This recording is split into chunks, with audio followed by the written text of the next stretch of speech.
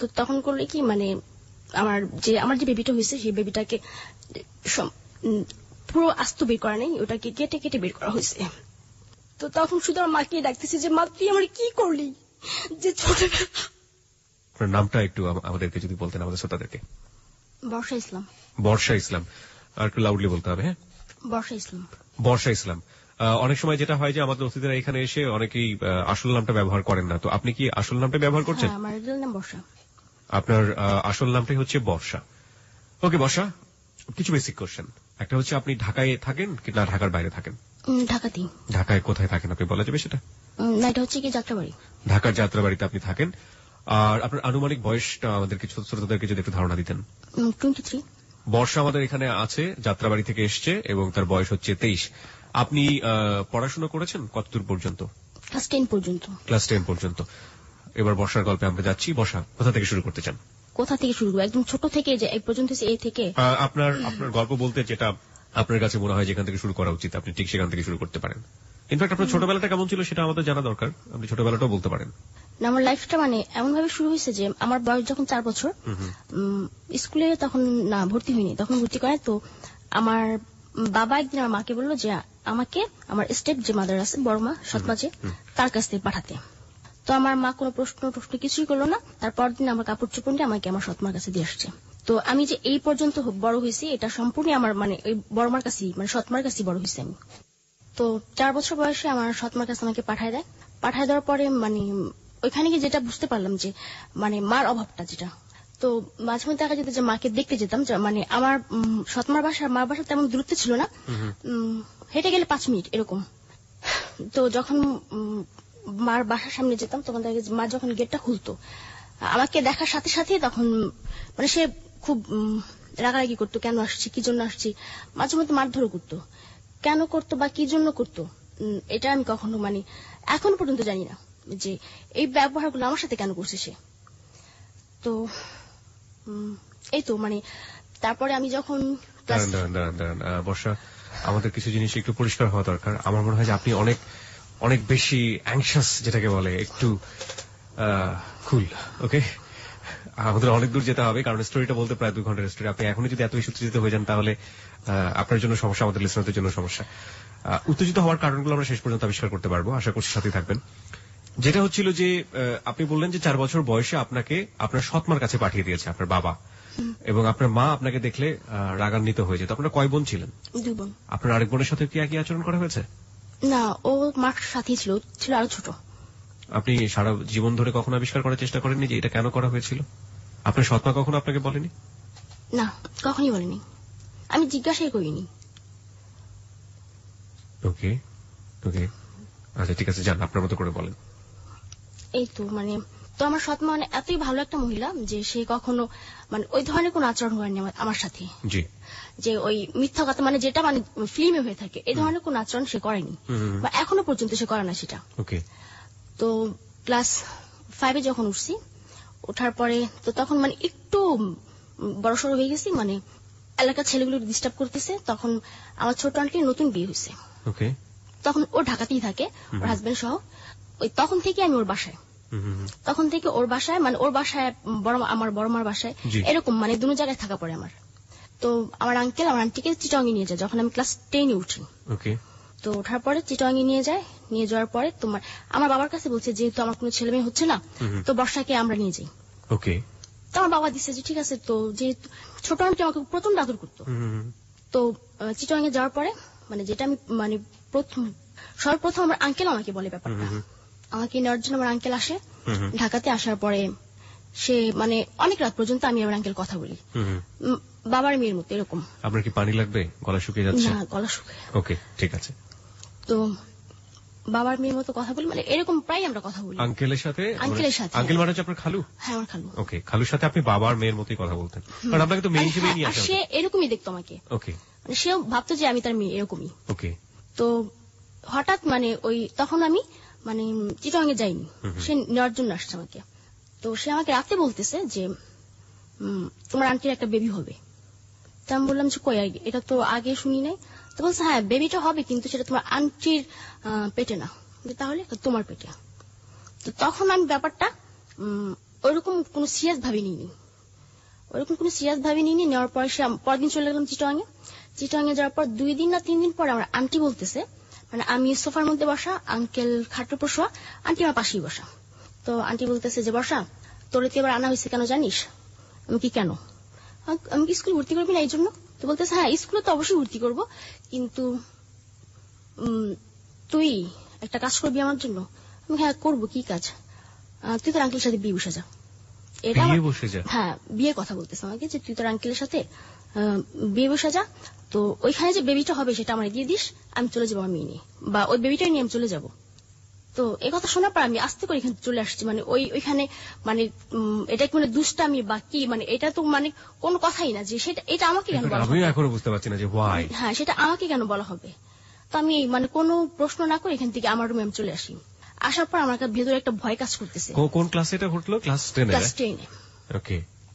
তো মানে ভিতরে একটা ভয় কাজ করতেছে এই মুহূর্তে, যে এটা কি ওরা ফান করতেছে না সিরিয়াসলি কিছু বলতেছে আমাকে।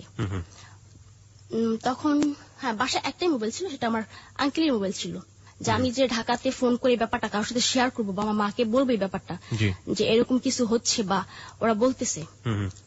তো এরকম কোনো প্রসেস ছিল না ওই মুহূর্তে আমার কাছে। তো আমার যে সৎ ভাই আছে, ও তার 4-5 দিন পর আবার কি কাজে যেন তা বলতে পারছিলাম না, আমি ওর সাথে বলছি যে যেহেতু স্কুলে ভর্তি হয়ে গেল তার যাওয়া পড়বে না ঢাকাতে, তো আমি কয়েকদিন মার কাছে থেকে আসি। তো বললো যে ঠিক আছে তাহলে চলে আসবি না, বা তোর আঙ্কেল গেলে চলে আসবি, এরকম বললো। তো আমি যাওয়ার পরে আমার মাকে ব্যাপারটা আমি প্রথম বলছি। মাকে বলার পর আমার মা বিশ্বাস করেনি ব্যাপারটা। বিশ্বাস করেনি? এটা না বিশ্বাস করার মতোই কথা। এটা অ্যাবনরমাল কথাবার্তা, কেন কিভাবে বিশ্বাস করবে? ইনফ্যাক্ট আমাদের কতজন শ্রোতা বিশ্বাস করছে সেটাও একটা প্রশ্ন। যে সে কথাটা বিশ্বাস করেনি। তো তখন আমি বললাম আমার বাবার কাছে, মানে সরাসরি বলিনি ব্যাপারটা বাবার কাছে, কিন্তু মার কাছে সরাসরি বলছি। আমার বাবাকে মানে আকার ইঙ্গিতে বুঝাইছি আমি, যে আমার খালু আমার সাথে এরকম করছে। তো আমার বাবা বোঝার পর বললো যে, তারপর আমি আমার সৎমার কাছে ব্যাপারটা বললাম। তো আমার সৎমা বললো যে হতেও তো পারে, তা করে পাঠায়ও না। এটা আমার সৎমা বলতেছে আমার বাবাকে, হতেও পারে এটা, পাঠায়ও না, ওইখানে থাকুক। তোমার বাবা বললো যে এটা সম্পূর্ণ মিথ্যে কথা, যে তারা আমাকে বিলিভ মানে কোন রকম ভাবে তারা আমাকে মানে বিশ্বাসই করতে চায়নি। তো বললো যে এগুলো সব ওর বানানো কথা, মিথ্যা কথা। ওর খালু মানে কি হয় ওর, আমি তো সেখানে, ওর বাবাই তো সেটা, আর ওর আন্টি তোর মার মতোই, ওর কথা তুমি বিশ্বাস করতেছো? ও ঢাকাতে থাকবে এই কারণে এগুলো বলতেছে।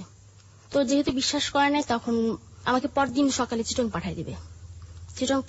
তো তখন বাজে রাত 11:30 বাজে। আমি বাসা থেকে বের হয়েছি। আমার সাথে তখন 50 টাকা ছিল। তো একটা ডাক্তারের দোকানে গিয়ে মানে জিজ্ঞাসা করলাম সবচেয়ে পাওয়ার কোন ট্যাবলেটটা, ঘুমের ট্যাবলেট। তো বললো যে একটা ট্যাবলেট আছে 100 পাওয়ারের। তো বললাম এটা খেলে কি হয়? যদি বললো যে আমি 10টা খেলে কি হবে? ওই ছেলেটাই জিজ্ঞাসা মানে যে ছেলেটার দোকানে বসা ছিল। তো বলতেছে যে যদি 10টা খান তাহলে আর কি হবে? আমার বাসার সামনে স্কুল ছিল, এটার নাম হচ্ছে ধনিয়া একে উচ্চ বিদ্যালয়। তখন মানে আমি ওই স্কুলের ছাত্রী ছিলাম। তো বললো পরদিন আর কি হবে, মসজিদে বলবে যে স্কুলের একজন ছাত্রী সুইসাইড করছে, তাও ঘুমের ট্যাবলেট খাওয়া। তো এই কথা বলার পর আমি চলে আসছি। আসার পরে মানে ঘুমের ট্যাবলেটটা হাতের মধ্যে ছিল। তো বাথরুমে গেছি। বাথরুমে যাওয়ার পরে চিন্তা করতেছি যে কি করব, যে আমি যদি ওইখানে যাই তাহলে দেখা যাবে যে আমার সর্বোচ্চ সবকিছু হারাবো আমি, আর তার চাইতে মানে সুইসাইড করা অনেক ভালো।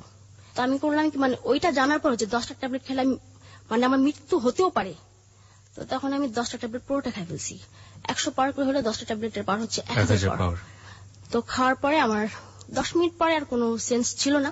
তো আমাকে মানে যখন আমার ঘুম ভাঙার পর আমি সবচাইতে মানে অবাক হয়ে যাই যখন দেখলাম যে আমি চিটংয়ে আমার রুমে আমি শোয়া। ও মাই গড! যে আমাকে সে ঘুমের ঘরে চিটংয়ে নিয়ে আসছে। তো তখন থেকে শুরু হয় মানে আমার আঙ্কেল ড্রিঙ্কস করে আসার পর প্রতিদিন এরকম ড্রিঙ্কস। আপনাকে এই যে আপনি 10টা ট্যাবলেট খেয়ে আপনি এরকম অবস্থায় থাকলেন, আপনাকে ডাক্তারের কাছে নেয়নি? না। আপনার তো ক্ষতি হয়ে যাওয়ার কথা, ভয়াবহ রকমের ক্ষতি হয়ে যাওয়ার কথা। ওভাবে আপনাকে ফেলে রেখেছিল ওখানে, মানে হাউ কেন এই অ্যাটিটিউড করবে আপনার সঙ্গে? তা আমি আজ পর্যন্ত জানি না যে কেন করছে, যে আমার সাথে মানে আমার তারও 2টা বোন আছে, ওদের সাথে কেন করা হয়নি। আমরা শ্রোতা আপনাদেরকে একটু অ্যাড্রেস করতে চাই এই গল্পে। আপনারা নিশ্চয়ই বিথির গল্প মনে আছে হ্যালো 8920-তে, যে তারা ভাইদের দ্বারা নির্যাতিত হয়েছিল এবং এখানে এসে অকপটে নিজের ভাইয়ের গল্প বলে গিয়েছিল এবং তার ছোট বোনের জন্য সাহায্য চেয়েছিল। আমরা তখন বিশ্বাস করেছিলাম যে পৃথিবীতে এটাই সবচাইতে বড় ধরনের দুর্ঘটনা। আজকের গল্পটা কোন দিকে যাবে আমরা জানি না, তবে সেই গল্পটা আমাদের বিশ্বাসের শক্তিটা অনেক বড় বাড়িয়ে দিয়েছে যে মানুষ কোনো খারাপ কিছু যদি করতে চায় সেটার পরিসীমাটা আকাশ সীমা পর্যন্ত। যাই হোক, আপনি দেখলেন যে আপনি চিটাগংয়ে যেখানে আপনার খালার বাসায় যাওয়ার কথা ছিল আপনার, সেইখানে গিয়ে এবং আপনি সেই বেডে। ওকে, তারপরে মানে ওই আমার আন্টি ড্রিঙ্কস করে আসে বাসায়। আসার পরে আমার আন্টি বললো যে একা একা কেন করতেছেন, বা মানে এটা তো বাসায় আনলে আমরাও তো করতে পারি। তো আমি জাস্ট ফান হিসেবে মনে করছি যে কি আমার আঙ্কেলকে ড্রিঙ্কস করবে নাকি, তাও বাসায় এনে। আমার আঙ্কেল ছিল একজন হাজি, হ্যাঁ হজ করে আসছে সে। পেশায় কি করতো উনি? তার পেশা ছিল ইম্পোর্ট এক্সপোর্ট। আচ্ছা, ইম্পোর্ট এক্সপোর্ট করতো। ওকে, তারপর? তো আন্টির কথা মতো আমার আঙ্কেল পরদিন একটা বোতল নিয়ে আসে বাসায়। আনার পরে আমি, আমার আন্টি, আমার আঙ্কেল, মানে ওই প্রথম আমার লাইফে ড্রিঙ্কস করা। ক্লাস 10-এ? তো ড্রিঙ্কস করছি, করার পরে কতটুকু খাইছি মনে নেই। পরে মানে যা শুয়ে পড়ছি, মানে সেন্স ছিল আমার, শুয়ে পড়ছি গিয়ে। তো সেই দিন রাতে ফার্স্ট আঙ্কেল আমার রুমে আসে। আসার পর সে আমার পাশে যে শুয়েছে তাও আমি বুঝতে পারছি আমার পাশে আমার আঙ্কেল শুয়েছে, কিন্তু আমার গায়ে টাচ করেনি সেদিন। সে গায়ে টাচ করেনি। তো অনেকক্ষণ শোয়া ছিল। আমার আন্টি ভাবছে হয়তো আমি ঘুমায় পড়ছি, কিন্তু আমার আঙ্কেল পাশে শোয়ার পরে আমার ঘুমটা ভাঙছে। মানে ঘুম ছিল না, মানে তন্দ্রা ভাবছি এরকম যে ঘুম আসবে এরকম। তোমার আঙ্কেল যখন পাশে শুচ্ছে তখন আমি টের পাইছি আমার আন্টি আসছে। আসার পর ফিস ফিস করে কি বলছে সেটা আমি জানি না, মানে বুঝতে পারি না যে কি বলছে। তার কিছুক্ষণ পর আমার আঙ্কেল আবার চলে গেল। চলে যাওয়ার পরে তারপর দিন আবার আনছে। মানে এরকম সপ্তাহখানিক চললো প্রতিদিন, মানে প্রতিদিন ড্রিঙ্কস করতে হবে। তোমার লাস্ট আমি একটা পর্যায়ে মানে বিরক্ত হয়ে গেছি যে এইটা কি, একটা মানুষ কতক্ষণ এটা খেতে পারে। চতুর্থ দিন যেদিন আনছে সেদিন মানে আমি ওকে ডিনাই করছি যে আমি খাবো না এটার। কেন খাবি না? আন্টির প্রশ্ন, কেন খাবি না? আমার কাছে ভালো লাগে না, আমি খাবো না। তো বলতেছে যে আমরা খাইতেছি না, আমি খাবো না, আমার কাছে ভালো লাগে না, আমি খাবো না। কারণ এইটা খাইলে দেখা যাচ্ছে আমি ঘুমিয়ে থেকে করতেছি। তারপর দিন 10টা-11টায় ওই সময়টা আমার স্কুলে যাওয়া হইতেছে না। আপনি কি ফিল করতেন ওই সময় খাওয়ার পরে? এটা খাওয়ার পরে কি ফিল করতাম যে আমার লাইফে একটা চরম দুর্ঘটনা আসবে। আপনার এই টেনশনটা কাজ করতো? এটাই কাজ করতো। আর এতটুকু মানে পর্যাপ্ত পরিমাণে আমি খেতাম যতটুকু পারবো, যাতে আমার সেন্স আমি মানে না হারাই। ওকে, মানে সেন্সটা যেন থাকে। তো ওরা আপনাকে একেবারে সেন্সলেস করতে চাইতো, রাইট? ওকে, দেখা গেছে যে মানে প্রথম তো একটা বোতল আনছে। আনার পর যে একটা বোতলে টোটাল হচ্ছে 3-4টা করে 3টা করে হয়। 3টা করে হয়। আমারটা খাওয়ার পর দেখা গেছে আমার আঙ্কেলটা আমাকে খাওয়াচ্ছে, বসে একটু খাই ফেললো আমারটা। ওই আন্টিও একই কথা, আমারটা একটু খাতো। তো মাঝে মধ্যে দেখা গেছে যে আমি রান্নাঘরে নিয়ে ফালাই দিয়ে আসছি। ওরা কথা বলতেছে ওদের মতো, তো রান্নাঘরে নিয়ে ফালাই দিয়ে আসছি। পঞ্চম দিনের রাত্রের দিন, পঞ্চম দিন রাতে আমার আন্টি বলতেছে, আমার বাবার নাম হচ্ছে মালিক, তো আমার বাবার নাম ধরে বলতেছে যে বর্ষার বাবার জন্য আজকে না, মালিকের জন্য আজকে আমার এই অবস্থা, আমি প্রেগনেন্ট হচ্ছি না। তো আমি মনে মনে প্রতিজ্ঞা করছি যে আমি মালিকের মা পাই, বোন পাই, মেয়ে পাই, যাকেই পাই আমার হাজবেন্ডের কাছে রেখে ওইখানে ওরে প্রেগনেন্ট করবো এবং সে বাচ্চা আমি নেব।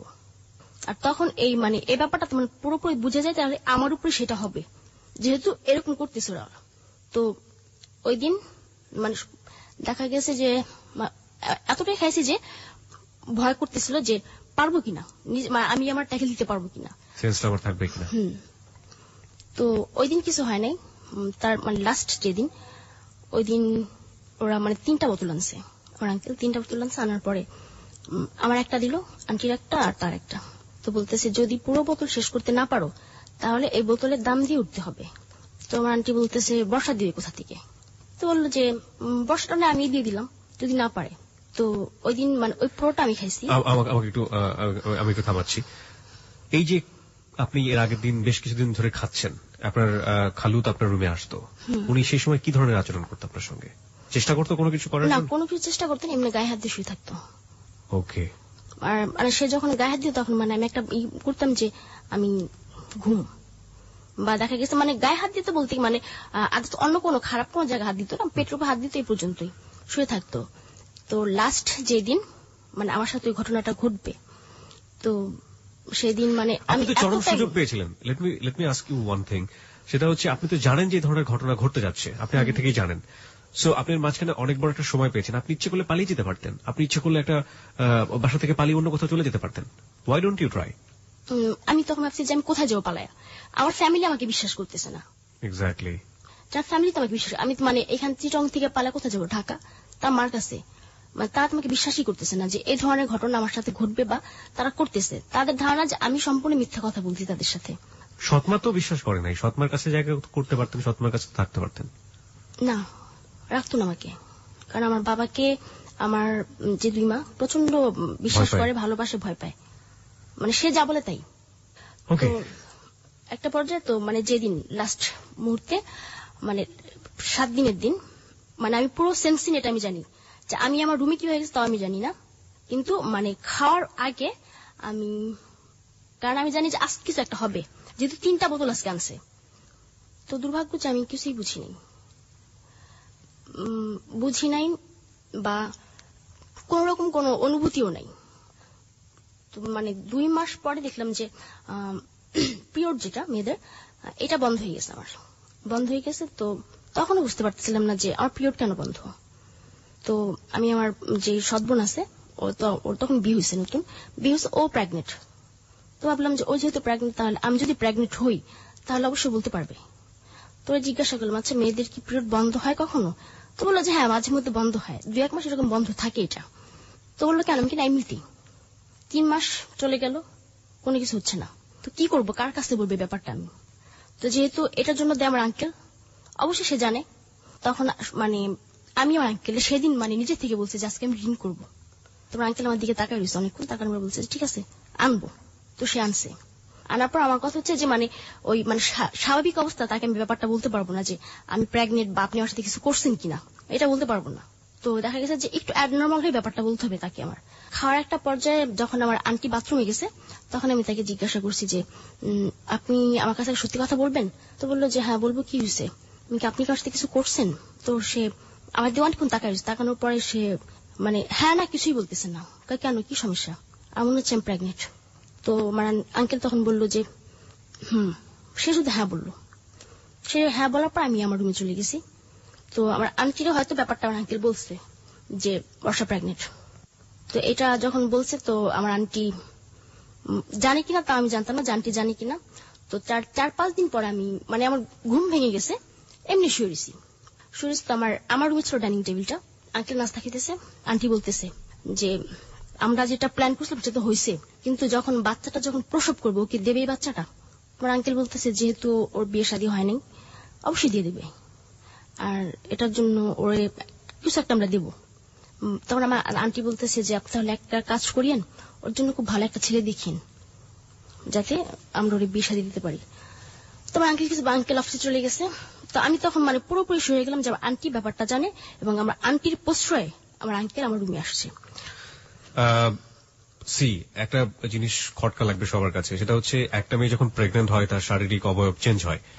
তারা যে প্ল্যানটা করেছে আপনাকে প্রেগনেন্ট করে আপনার কাছ থেকে বেবিটা নিয়ে নিবে, এখন কথা হচ্ছে যে আপনি যে অবস্থায় আপনার শরীরে যে চেঞ্জটা হতো সেই অবস্থায় কি আপনি নিঃসন্দেহে যে কোনো জায়গায় তাদের এগেইনস্টে ক্লেইম করতে পারতেন, বা আপনার ফ্যামিলি যে আপনাকে বিশ্বাস করতো না সেইটা আপনি দেখায় বলতে পারতেন যে দেখো আমার কি করেছে বা কি অবস্থা, এরকম সুযোগ তো ছিল না? আমাকে মানে আমি এটা মানে 7 মাস পর্যন্ত আমি মানে গর্ভে ধারণ করছি। ওকে, যাই আমরা সিরিয়ালি যে গল্প একের পর এক কি হয় তারপর। তো যখন 3 মাস, তো আমি আমার আঙ্কেল বাসা আসার পরে আমি তখন জানলাম যে আমার আন্টি ব্যাপারটা সম্পূর্ণ জানে, এবং ওর প্রশ্রয় এটা হয়েছে। কারণ একজন ওয়াইফ যদি তার হাজবেন্ডকে প্রশ্রয় না দেয়, স্বর্ণ একটা মেয়ের কাছে কখনই আসতে পারে না। তো তারপর কাউকে কিছু বলি না, চুপচাপ থাকি। তো মানে আমি শুধু মানে যখন আমার আঙ্কেল বাসায় আসে তখন আমি শুধু থাকি যে তার মোবাইলটা আমি কখন নিব, যে যখনই হোক আমার মাকে আমি ব্যাপারটা বলবো, বা বলবো যদি আসো এখানে আসা দেখা জমা কি অবস্থা। তো যখন রাত্রেবেলা মোবাইলটা চার্জে রাখতো, আমি চার্জে থেকে আনার পরে দেখতাম যে ওটার মধ্যে কোনো সিম কার্ড নেই। যে আমি যে ওরা বুঝতে পারছে যে আমি অবশ্যই ব্যাপারটা জানাবো, বাইরে কোথাও যোগাযোগ করবো। আপনাকে সারাদিন বাসার মধ্যে বন্ধ করে রাখতো ওরা? আপনাকে স্কুলে কোথাও ভর্তি করেনি? ভর্তি করছি কিন্তু যাওয়া হয়নি আমার। আপনাকে যেতে দেয়নি কখনো? যেতে দেয়নি কখনো, বাসার মধ্যে ছিলাম। তো আমার 4 মাস হয়ে গেছে। 4 মাস যখন হলো তখন আমি আমার আঙ্কেলরে বলতেছি যে আপনি যদি এটার কোনো ব্যবস্থা না করেন তাহলে আমি সুইসাইড করবো। সুইসাইড বুঝেন? আমি সুইসাইড করবো। তোমার আঙ্কেল বলতেছে যে সমস্যাটা কি, তোমার আন্টির কাছ থেকে থাকবে তাই না, দিয়ে দাও। তা আমি বলছি যে না, আমি দেবো না, এটা আমি এটা জন্মই দেবো না। আপনি যা করার একটা কিছু তা না হলে কিন্তু আমি এইখানকার সবারই ব্যাপারটা বলে দিব। আপনি কি চাচ্ছেন যে আপনার মান সম্মান এখান থেকে হারা যাক? কারণ তারা খুবই সম্মান করতো সবাই এখানে। তো আঙ্কেল হয়তো একটু ভয় পায়, ভয় পাওয়া যাওয়ার পর বলছে আচ্ছা ঠিক আছে আমি দেখতেছি। দেখো তো সে রাত্রে আসার পর আমার জন্য 2টা ট্যাবলেট নিয়ে আসছে যে প্রেগন্যান্সি নষ্ট হওয়ার জন্য। তো নিয়ে আসছে, আনার পর সে আমাকে এটা দিছে, তারপর বললো তোমার আন্টি যাতে না দেখে, এটা বলছে যে তোমার আন্টি যাতে না দেখে, তুমি 2টা আজকে একটা খাবা রাতে, কালকে রাতে একটা খাবা। তখন আপনার প্রেগন্যান্সির কত মাস চলছিল? 4 মাস। ওকে, 4 মাস চলতেছে। তখন খাওয়ার পর দেখলাম যে কোনো কিছুই না। তোমার আঙ্কেলটা আবার ব্যাপারটা বললাম যে কিছুই হয়নি। তো বললো যে তখন আমার কাছে মনে হলো যে এটা হয়তো তাহলে আমার আঙ্কেল ওই ধরনের কিছু আনে নাই, এমনিতে হয়তো অন্য কোনো ট্যাবলেট আনছে সেটা। তো একদিন নিচে গেছি আমি, দোকানে পাঠাইছে আন্টি আমাকে, কি জন্য মানে দোকানে পাঠানোর পর ওই ট্যাবলেটের খোসাটা আমি নিয়ে গেছি। তো নিয়ে যাওয়ার পর ডাক্তারে দেখলাম যে এটা কিসের ট্যাবলেট। তো বললো যে এটা কে খাইছে। ডাক্তার বলছে এটা কে খাইছে, আমি কি আমার আন্টি, এটা তো প্রেগন্যান্সি নষ্ট হওয়ার ট্যাবলেট। সে কি এটা জেনে খাইছে না জেনে খাইছে, আমি কি না জেনে খাইছে সে, কিন্তু মানে তার তো কিছু হয়নি, এর জন্য মানে আমি মানে তাকে আমার বলছে জিজ্ঞাসা করার জন্য। তো আমি তো হচ্ছে না কেন, তাহলে তো পিরিয়ড হওয়ার কথা, হয় না। তারপরে 6 মাসে পড়ে গেল, 5 মাস 6 মাসে কেটে গেল। তারপরে সে আরেকটা ওষুধ এনে দিছে, সেটাও কোনো কাজ হয়নি। তারপরে মানে কি করবো এই মুহূর্তে, আমি শুধু আমার আঙ্কেলের প্রেশার কি করি, কারণ আমি আন্টির সাথে কোনো কথাই বলি না, মানে ওই ব্যাপারটা নিয়ে আমি কোনো কথা তার সাথে বলিনি কখনো। আঙ্কেল যখন বেশি প্রেশারে পড়ে গেছে আমার উপর, যে আপনি যদি মানে এই কয়েকদিনের মধ্যে কিছু না করেন এটা, মানে তখন মানে আমি যে প্রেগনেন্ট আমি মানে বুঝতেছি, বোঝা যাচ্ছে, মানে দেখলে বোঝা যাচ্ছে যে আমি প্রেগনেন্ট, যে 7 মাসে পড়ে গেছে। তো তখন প্রেশার দিছে, যে বললাম যে আপনি যদি কিছু না করেন তাহলে আপনি অবশ্যই চান না যে আপনি এখান থেকে মান সম্মান হারাক, আর এখানে সবাই দেখতেছে আমি কিন্তু বাসা থেকে বের হই না, বা আপনারা অনেক কিছু একটা বলবেন পারবেন না, আমি যাবো তাই কিন্তু হবে। তো আমার আঙ্কেল বললো কি আন্টির সাথে হয়তো ব্যাপারটা শেয়ার করছে, শেয়ার করার পর তো আন্টির একটা বান্ধবী ছিল, নাম রাবিয়া, মেয়েটা চিটং এর ছিল। তো ওই রাবিয়ার কাছে ব্যাপারটা, রাবিয়াকে ফোন করছে, ফোন করে বলছে যে রাবিয়া একটু বাসায় বসাতে একটা অঘটন ঘটায় ফেলছে, এখন যেহেতু আমার এখানে আছে আমার এই ব্যাপারটা দেখতে হবে, এটা আমার আন্টি বললো। তো আন্টি আমার বললো যে ভুলেও যাতে রাবিয়া না জানে যে ব্যাপারটা কি, তুই বলবি তুই ঢাকা একটা ছেলের সাথে প্রেম করছিস, ওইখানে ওর সাথে ছিলি, তখন তুই প্রেগনেন্ট হয়েছিস, এটা আমার শিখাই দিল। তো রাবি আন্টি আসছে, আসার পরে রাবি আন্টির কাছে সব ব্যাপারটা মানে আন্টি বলছে। তো বলার পর রাবি আন্টি বললো যে বর্ষা তুমি শিক্ষিত মেয়ে, তুমি এই ভুলটা কিভাবে করলা। তো আমি চুপচাপ কিছুই বলিনি। তো সে আমার নিয়ে গেল একটা মহিলার কাছে, মানে সে এগুলোর কাজ মানে অ্যাবর্শন করতে পারে। তো সেখানে নিয়ে গেল। তো সে আমাকে একটা বেডে শোয়ালো, শোয়ানোর পরে সে পেটে হাত দিল, পেটে হাত দিয়ে বললো যে বাচ্চা তো অনেক বড় হয়ে গেছে, 7 মাস হয়ে গেছে, তো আর 3 মাস থাকলেই তো হয়, কেন ফালাবা, সেটা আমার বলতেছে। তখন রাবি আন্টি আবার আমার বললো যে ওইখানে যদি প্রশ্ন করে তোমার হাজবেন্ড কই, তাহলে বলবা যে তোমার হাজবেন্ড আরেকটা বিয়ে করছে, এই জন্য তুমি বাচ্চাটা রাখতেছো না, নষ্ট করে ফেলবা। তো সে বলতেছে যে 7 মাস হয়ে গেছে রেখে দাও, 3 মাস পর তেমনি হবে। তখন আমি বললাম যে না, আমার হাজবেন্ড আরেকটা বিয়ে করছে, এই জন্য আমি রাখবো না। তো রাবি আন্টি বললো যে এটা যেভাবে মানে নর্মালি করাতে হবে। তো মহিলা বললো যে 7 মাস হয়ে গেছে, এটা কিও নর্মালি করি আমরা, আর যদি নর্মালি করে দেখা যাবে যে ওর একটা সমস্যা হবে। তো বলতেছে না নর্মালি করাতে হবে, কারণ যদি সিজারে করাতে যাই ও মানে সিজার করাবে না, কারণ আমি আনম্যারিড, এটা তো আর ওই মহিলা জানে না। তো বলছে না সিজারে করাবে না, যেভাবে হোক নর্মালি করান এটা। তো বলতেছে যে না নর্মালি আমাদের পক্ষে সম্ভব না, তাহলে তুমি অন্য কোথাও নিয়ে যাও, যদি নর্মালি কেউ করতে পারে সেখানে নিয়ে যাও, যেহেতু 7 মাস হয়ে গেছে মানে আর 3 মাস লাগে, সেখানে একটা ছিল যে নর্মাল হতে, কিন্তু হ্যাঁ আর 7 মাস যেহেতু এটা নর্মাল কিভাবে হয় 2 মাস বা 3 মাস, হ্যাঁ ঠিক আছে। তো বলতেছে যে ঠিক আছে। তো ওইখান থেকে আমার নিয়ে আসা পড়ছে, যেহেতু সে করবে না, সে রিস্ক নিল না। তারপর আমাকে আবার বাসায় নিয়ে আসছে, বাসায় আনার পর আমার আন্টির সাথে রাবি আন্টি কথা বললো যে আপা ওরা করতে চাচ্ছে না, নর্মালি করবে না, সিজারই বলতেছে। তখন আন্টি বলতেছে এটা কিভাবে সম্ভব, ও তো আনম্যারিড, তো এই সিজারের একটা দাগ থাকবে, কাটা দাগ, তখন ওর হাজবেন্ডের কি বলবে যে কাটা দাগটা, আর সিজারটাই আলাদা থাকে। তো তখন আন্টি বললো ঠিক আছে, মানে রাবি আন্টি বলতেছে যে আমি দেখি আমার একজন আছে, আমি ওইখানে একটু ফোন করে দেখি। তো সে একটা মহিলাকে ফোন করছে, তো মহিলা বললো যে ঠিক আছে নিয়ে আসো। নিয়ে গেছে, মানে সেটা লালখান দিঘির বাজার বলে চিটং এর, ওইখানে নিয়ে গেছে আমাকে, নিয়ে গেছে একটা হিন্দু মহিলা। তো ওই হিন্দু মহিলার বাসায় নিয়ে যাওয়ার পরে তো সে আমাকে দেখলো, দেখার পর সে একই কথা, 7 মাস হয়ে গেছে, কেন ফালাবা, রেখা দাও। তো বললাম যে না। তোমার আন্টি বলতেছে যে না, ওর হাজবেন্ড আরেকটা বিয়ে করছে, আর ই করবো না, ওর কাছে রাখবো না, ডিভোর্স দিয়ে দিবে, তোর বাচ্চা রেখে কি করবে, এর জন্য ফালাই দিবে। তো ঠিক আছে। তারপর মানে যে অ্যাবর্শন করবে, যে মহিলা, মানে যে ডাক্তার মেইন, সে মহিলা আসলো। আসার পর আমাকে আরেকটা বেডি নিয়ে গেল। বেডি নিয়ে যাওয়ার পরে অ্যাবর্শন করলো। অ্যাবর্শন করার পরে সে, আমি একটু থামতে চাই। আপনার ওই সময় কিছু মেমোরি আছে যদি আমাদের সাথে শেয়ার করেন? কি হয়েছে আপনার সঙ্গে? না, একদম ডাক্তার রোগীর সাথে কি করতে পারে? এক্স্যাক্টলি, আমি জানতে চাচ্ছিলাম যে সেই সময় কি আপনি সেন্সলেস ছিলেন? না, কারণ ওই সময়টা তো বেবি আলটিমেটলি, সো আপনার না, সাথে সাথে বেবিটা হয়নি। ওকে, কি করছিল তারা তখন? মানে তারা ওই কি ছুরি কাছে অনেক কিছু নিয়ে আসছে। আনার পর একটা ছোট্ট একটা বেডি নিয়ে গেল আমাকে। নিয়ে যাওয়ার পর একটা আয়া ছিল, আয়াটার বললো জোর। তো আপনার ভয় লাগছিল না যে আপনার শরীর থেকে কিছু একটা বের করছে এবং এত বড়? তখন মানে শুধু ব্লাড বের করছে, শুধু ব্লাড বের করছে। তো 24 ঘন্টার মধ্যে নর্মাল ডেলিভারি হবে। ওকে ওকে ওকে, মানে 24 ঘন্টার মধ্যে মানে ব্লাড গুলো আগে বের করে ফেলছে। তো মানে তখন ওই যখন ব্লাড গুলো বের করতেছে তখন মানে প্রচন্ড ভাবে মানে পেন হচ্ছিল। তখন আমি বলতেছি যে আমি বাচ্চাটা নষ্ট করবো না, আমি রাখবো, আপনারা আমাকে ছেড়ে দেন, আমি রাখবো। তো মহিলাটা মানে যে ডাক্তার, সে বলতেছে এই মেয়ে চিল্লাবা না, বের করে দেবে কিন্তু।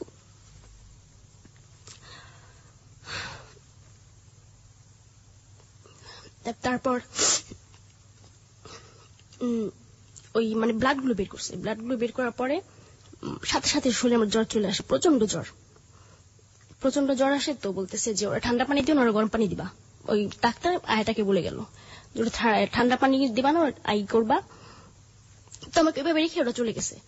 চলে যাওয়ার পরে যে রাবি আন্টি ছিল, সে বলতেছে যে বর্ষা থাকো, আমি সকালে আসবো, তোমার কোনো সমস্যা? আমি বলছি না, আমার কোনো সমস্যা নেই। তো আর রাবি আন্টি জিজ্ঞাসা করলো যে কখন হবে এটা। তো বললো যে 24 ঘন্টার মধ্যে যদি হয় তাহলে তো হইলে, আর না হলে সিজার করতে হবে ওর। রাতে প্রচন্ড জ্বর,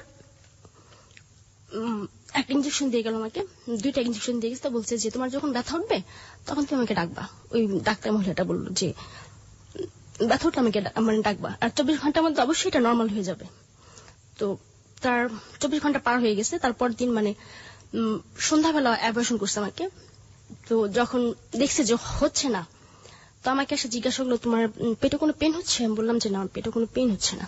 তো মানে সে একটু চিন্তা করে গেল যে পেন হবে না কেন। তো তখন করলে কি মানে আমার যে বেবিটা হয়েছে, সেই বেবিটাকে পুরো আস্ত বের করা নেই, ওটাকে কেটে কেটে বের করা হয়েছে।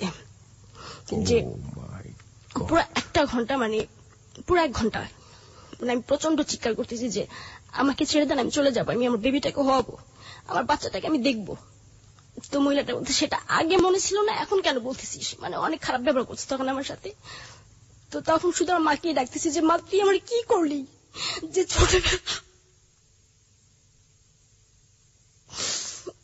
ছোটবেলা থেকে তুই আমার কাছে রাখলি না, এখন আবার এরকম একটির মধ্যে ফালাইলি তুই আমারে।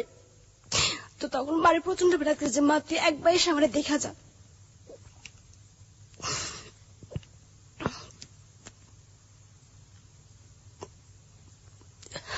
তারপর যখন 1 ঘন্টা পরে ওটা পুরোটা বের করছে, তখন মানে ডাক্তারটা চলে গেছে, আয়াটা আমার সামনে দাঁড়ানো। তারা বলতেছি যে আমার কি হয়েছে একটু বলবেন, আমার ছেলে হয়েছে না মেয়ে হয়েছে? তো সে বলতেছে তোমার না খুব সুন্দর একটা মেয়ে হয়েছে, তোমার মতোই দেখতে, এটা কেন ফালাইলা তুমি? তখন আমার কোনো ভাষা ছিল না যে আমি কি বলবো, যে অ্যাকচুয়ালি এটা আমি কি, জোর তো কোনো বাবাই নেই, আর আমার সাথে কেন এটা করলো। এরকম আমি 15 দিন অসুস্থ ছিলাম। পরদিন না, তখন তার কিছুক্ষণ পর রাবি আন্টি আসার পরে সে আমাকে বললো যে বর্ষা হয়েছে? তো বললাম যে হ্যাঁ হয়েছে। তো বললো তাহলে চলো। তো সে আমাকে মানে আমি উঠে যে দাঁড়াবো এর ধরনের কোন ছিল না, আমার হাত পা প্রচন্ড কাঁপতেছিল যে উঠা যে বাইরে বের হবো। তখন আন্টি বলতেছে তুমি দাঁড়াতে পারতেছো না? বললাম যে না, আমার খুব কষ্ট হইতেছে দাঁড়াইতে। তো সে আমার ধুয়ে বাইরে নিয়ে গেছে। বাইরে নিয়ে যাওয়ার পর একটা সিএনজি করে বাসায় নিয়ে গেছে।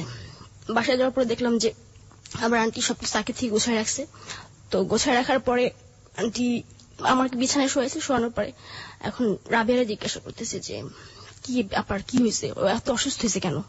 তো বলতেছে যে ছোট মানুষ না, একটু অসুস্থ হবেই। তো বলতেছে যে কি হয়েছিল ওর? তো বললো যে মেয়ে হয়েছিল শুনছি। তো বললো যে কেমন? তখন আমি তো রাবি আন্টি বলছি যে এটা কেটে কেটে বের করছে, সম্পূর্ণ করে বের করা নেই। তারপরে এরকম 15 দিন অসুস্থ, বাসা অসুস্থ থাকার পরে এর মাঝখানে আপনি আপনার বাড়িতে যোগাযোগ করেননি? বাড়িতে জানানো যাওয়ার তো হয়ে গেছে, এখানে আর যোগাযোগ করে কি লাভ? ইনফ্যাক্ট আপনার সাথে যে আচরণগুলো করা হচ্ছে, আপনি আপনার মাকে আপনার বাবাকে জানাননি? হোয়াটএভার ইট ইজ, সেই সময় তো আপনার সুযোগ ছিল জানানোর, আপনি জানাননি? না, আমি 15 দিন অসুস্থ থাকার পরে ঢাকা আসছি। ঢাকা আসার পরে মা বলতেছে যে কি ব্যাপার তোর এমন দেখাইতেছে কেন, অনেক শুকাই গেছে আগের থেকে। This track was downloaded from FusionBD.com. কেমন যেন রোগা রোগা লাগতেছে। তো তখন আমার কাছে কিছুই বলি নাই। তো আমার আবার চিটংয়ে পাঠিয়ে দিবে তারা। মানে তারপর মানে আমার আঙ্কেল ট্রেনে নিয়ে আসছে আমাকে। তো সে মানে আসার যাওয়ার টিকিট কেটে রাখছে। না সরি, আসার সময় আমরা ট্রেনে আসছি চিটং থেকে ঢাকায়। তো আঙ্কেল বলতেছে যে আমি তো কালকে চলে আসবো, তো তুমি আসবে না আমার সাথে? তো আমার কথা হচ্ছে আমি একবার ঢাকা যাই, তারপরে আসা না সেটা আমার উপরে। তো বললাম যে হ্যাঁ আসবো, কারণ এই কথাটা যদি এই মুহূর্তে না বলি তাহলে দেখা যাবে আমাকে আনবে না সে, যে কোনো একটা অজুহাতে সে আমাকে রেখে আসবো এখানে। তো বলে হ্যাঁ আপনার সাথে আমি চলে, এখান থেকে কি করবো? তো তখন ঠিক বলে ঠিক আছে তাহলে আমরা আসার সময় বিমানে চলে আসবো, সেটা বললো আমাকে। তো সে চিটং থেকে বিমানের টিকিট কেটে রাখছে। তো তারপরে ঢাকা আসলাম। আসার পরে আমার আঙ্কেল বলতেছে যে আজকে থাকো, কালকে এসে আমি তোমার নিয়ে যাবো এখান থেকে। বললাম আচ্ছা ঠিক আছে। তো শুধু একটা রাতই পাচ্ছি আমার মার মানে কথাগুলো বলার জন্য। তো রাতের বেলা আমি মার পাশে যেয়ে বসছি। তো মা আমার সাথে কথাবার্তা বলতেছে, ওরা কেমন আচরণ করে। তার তো বোন, তার তো মানে সে তো কখন ধারণা করেন যে তার মেয়ের সাথে এই ধরনের বিহেভ করবে। তখন আমার কাছে আমি ব্যাপারগুলো বলি যে আমার সাথে এই ঘটনা করা হয়েছে মা। তখন দেখি মা খুব কান্না করতেছে যে আমি কার কাছে কি দিলাম। এমন তো না যে আমার ঘরে ভাতের অভাব, টাকা পয়সার অভাব, যে আমার মেয়েটাকে রাখতে পারতেছি না, কোনো কিছুই না। তোর ছেলে মেয়ে না বিধাই তো আমি তোর কাছে দিছি আমার মেয়েটারে, আর তুই আমার মেয়েটা এরকম একটা সর্বনাশ করলি, মানে এটা কাঁদতেছে। সে বলতেছে একা একা। তখন বলতেছে যে দেখি তুই যে 7 মাসে প্রেগনেন্ট ছিলি, তোর তলপেটের কি অবস্থা দেখি।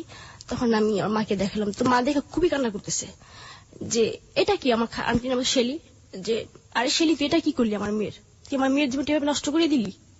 তো তখন বলতেছে আমি তোরা কখনো পাঠাবো না। তখন আমি মা বলতেছি কেন পাঠাইবা না, যাবার তো হয়েই গেছে, এখন পাঠাও। আমার তখন বিশ্বাস করে তোমরা। আমার আঙ্কেল তারপর দিন আসছে। আসার পরে মা সরাসরি তারা কিছু বলে নাই, যে কিছুই বলে নাই, বা তার প্রতি একটা ক্ষোভ রাগ আছে এটা সে বুঝতেই দেয়নি। তো বললো যে বর্ষা যাবে না, বললো যে না বর্ষা যাবে না, কয়েকটা দিন পরে যাক। অনেকদিন পরে আসছে, মানে তখন টোটাল 7 মাস পরে আমি আসছি, মানে ওইটা অ্যাবর্শন হওয়ার পর সুস্থ হয়েছে, তারপরে তো ঢাকাতে আসছি, প্রায় 8-9 মাস পরে আমি ঢাকাতে আসছি। তো মা বলতেছে যে অনেকদিন পর আসছে, আমার সাথে কয়েকটা দিন থাকুক। এটা হচ্ছে 2008-এর ঘটনা, এই আমার অ্যাবর্শন এই বাবুটা। তো 2008 মানে এটা শেষের দিকে। বাবাকে ওই মুহূর্তে বলে নাই? হ্যাঁ, বাবাকে প্রথমে বলে নাই। মানে বাবা যখন জানতে চাইলো যে চিটং যাচ্ছে না কেন, তখন বলছে না ওরা পাঠাবো না। কেন? আমার সামনে কিছু বলে নাই, হয়তো রাতের বেলা শুয়ে কথাগুলো তাকে বলছে। তখন আমার বাবা বললো যে এটা কেন করলো ওর সাথে। তা আমি মাকে বলছি যে আমার বাবার কারণে আজকে আমার এই অবস্থা। না, এটা আমি আজও পর্যন্ত জানি না। আর সে আমার বাবা বিধায় আমি তাকে আজও পর্যন্ত সেই প্রশ্নটা করতে পারিনি যে তুমি ওর সাথে কি করছিলা, যেটা খেসারত আমার দিতে হইল। ওকে, আমরা গল্পের এই পর্যায়ে ছোট একটা বিরতি নিতে চাই। আপনারা নিশ্চয়ই জানেন, আপনারা শুনছেন হ্যালো 8920 এবং আজকে বর্ষা আমাদের সঙ্গে আছে। যে গল্পটা এখানে হচ্ছে সেটা জীবনের গল্প, এবং আমরা জীবনের গল্পে একটা কথা বলে থাকি, life is more than drama. নাটক, গল্পে, সিনেমাতে যা সম্ভব নয় তা জীবনে ঘটে থাকে। আজকে বর্ষা তার জীবনের গল্প বলছে, এবং আমি বলতে পারি হলফ করে যে জীবনের গল্প কোনো অংশেই কোনোটার চেয়ে খাটো না, কিন্তু আজকের গল্প শুনতে গিয়ে আমি কেন জানি খেয়ে হারিয়ে ফেলছি। আমি ঠিক জানি না আমার শ্রোতাদের কি অবস্থা, এবং আমরা বিশ্বাস করি যে এই গল্পটা যেভাবে এগোচ্ছে এটা শেষ পর্যন্ত কোথায় গিয়ে থামবে আমরা ঠিক জানি না। আশা করছি আপনারা আমাদের সাথেই থাকবেন। মাত্র 2 মিনিটের সংবাদের বিরতি।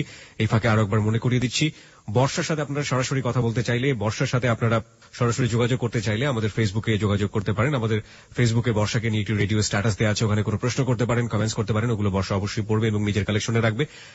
আমাদের ফেসবুকের ঠিকানাটা হচ্ছে facebook.com/hello8920। আমি আবারও বলছি facebook.com/HELLO8920। ওখানে যাবেন, যাওয়ার পরে লাইক দিবেন, লাইক দেওয়ার সঙ্গে সঙ্গে আপনি আমাদের হ্যালো 8920 মেম্বার হয়ে যাবেন।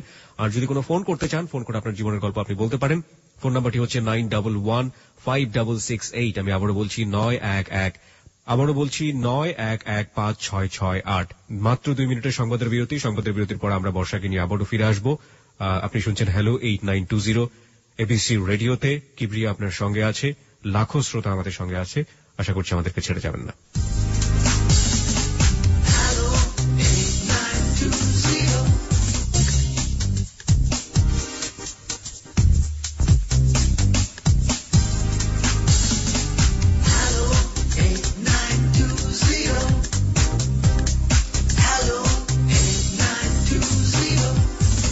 সংবাদের বিরতির পর আরো একবার স্বাগত হ্যালো 8920-তে। কিবরিয়া আপনার সঙ্গে আছে আর আপনারা শুনছেন এবিসি রেডিও FM 89.2। বুধবারের রাতে নিয়মিত প্রচারিত হয় জীবনের গল্প নিয়ে অনুষ্ঠান হ্যালো 8920। এখানে আমাদের সঙ্গে আজকে রয়েছেন বর্ষা তার জীবনের গল্প বলছে। আর যারা এই মুহূর্তে বর্ষাকে নিয়ে কোনো প্রশ্ন করতে চান, কমেন্টস করতে চান, বর্ষার কাছে কোনো প্রশ্ন রেখে বর্ষার সাথে সরাসরি যোগাযোগ করতে চান, তারা আমাদের ফেসবুক পেজটাতে আসতে পারেন। আমাদের ফেসবুক পেজের ঠিকানাটা হচ্ছে facebook.com/hello8920। আমি আবারও বলছি facebook.com/hello8920। মাঝখানে কোনো স্পেস নেই। ওখানে যাওয়ার পরে আপনি লাইক দিয়ে দেবেন। লাইক দেওয়ার সঙ্গে সঙ্গে আপনি হ্যালো 8920 মেম্বার হয়ে যাবেন।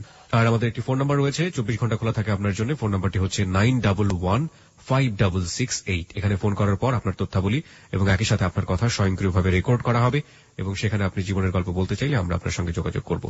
বর্ষা সংবাদের আগে আমরা যে জায়গাটাতে ছিলাম, আপনার বাবা ব্যাপারটা জানতে পারলো এবং জানার পরে কি হলো সেটা আমরা একটু আপনার কাছ থেকে জানি।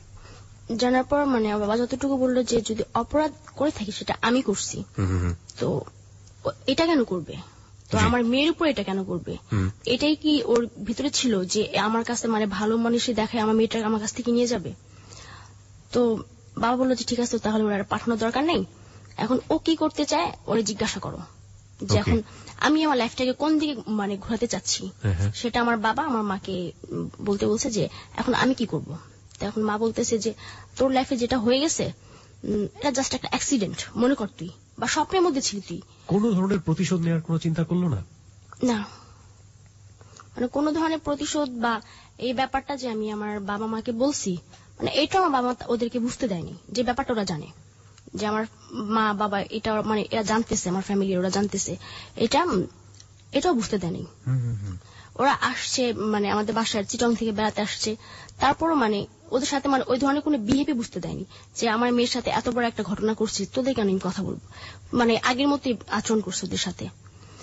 তো মামাকে বললো যে এখন তুই কি করবি, তোর গ্রামে পাঠাই দে, মানে বরিশাল, আমাদের গ্রামে বাড়ি বরিশাল। তো বললো যে তাহলে এক কাজ করি, তুই গ্রামে চলে যা, ওইখানে থাক কয়েকটা দিন, তোর ভালো একটা ছেলে দেখে বিয়ে দিয়ে দিই। তো এই কথা মানে বিয়ের কথা বলার পর তো আমি তাকে ভালো মন্দ কিছুই বলিনি মাকে, যে আমি কি করব বা কোনো সায় দিইনি কথাতে। তো তার কয়েকদিন পর আমার স্টেপ মাদার আসে, মানে সে ব্যাপারটা জানে যে আমার সাথে এরকম একটা ঘটনা ঘটছে। মানে দেখা গেছে যে আমার মার ফ্যামিলির, আমার মামা তারা মামিরা, তারপরে যে আমার মার যে খালা আছে, এরা সবাই ব্যাপারটা জানছে এবং জানার পর আমার ছোট আন্টি সবাই খুব ধিক্কার দিছে যে এটা ওর সাথে কেন করলি, একটা বাচ্চা পালকান তুই, বাচ্চা তো পালকও পাওয়া যায়, এ তো তোর ভাগ্নি ছিল, তোর বন্ধু ছিল, তোর মেয়ের মতোই তো ছিল, তোর মেয়েই তো এটা। সবাই ব্যাপারটা জানছে। তো ওরা যখন বুঝতে পারলো যে ব্যাপারটা সবাই জানাজানি হয়ে গেছে, আমি বলে দিছি ব্যাপারটা, তখন আমার আন্টি শুধু এতটুকুই বললো যে এটা যে তোর আঙ্কেল তোর সাথে করছে তার প্রমাণ তুই কি দিবি, তার কোনো প্রমাণ দিতে পারবি তুই যে তোর আঙ্কেল এটা করছে তোর সাথে? তখন আমি এতটুকু বললাম যে যদি এটা আমার আঙ্কেল না করে থাকে তাহলে তোরা কেন এতটা করবি আমার জন্য? তাহলে তো আমার আব্বা বা আমার মাই বলতে পারতে যে দেখ তোর মেয়ে কোথা থেকে কি করছে, এখন আমরা এটা কি করবো। Exactly, that was great point. এটা আমি আন্টিকে বললাম, মানে আমার আন্টির সাথে আমার তুই সম্পর্ক ছিল, মানে ছোটবেলা থেকে তুই সম্পর্ক।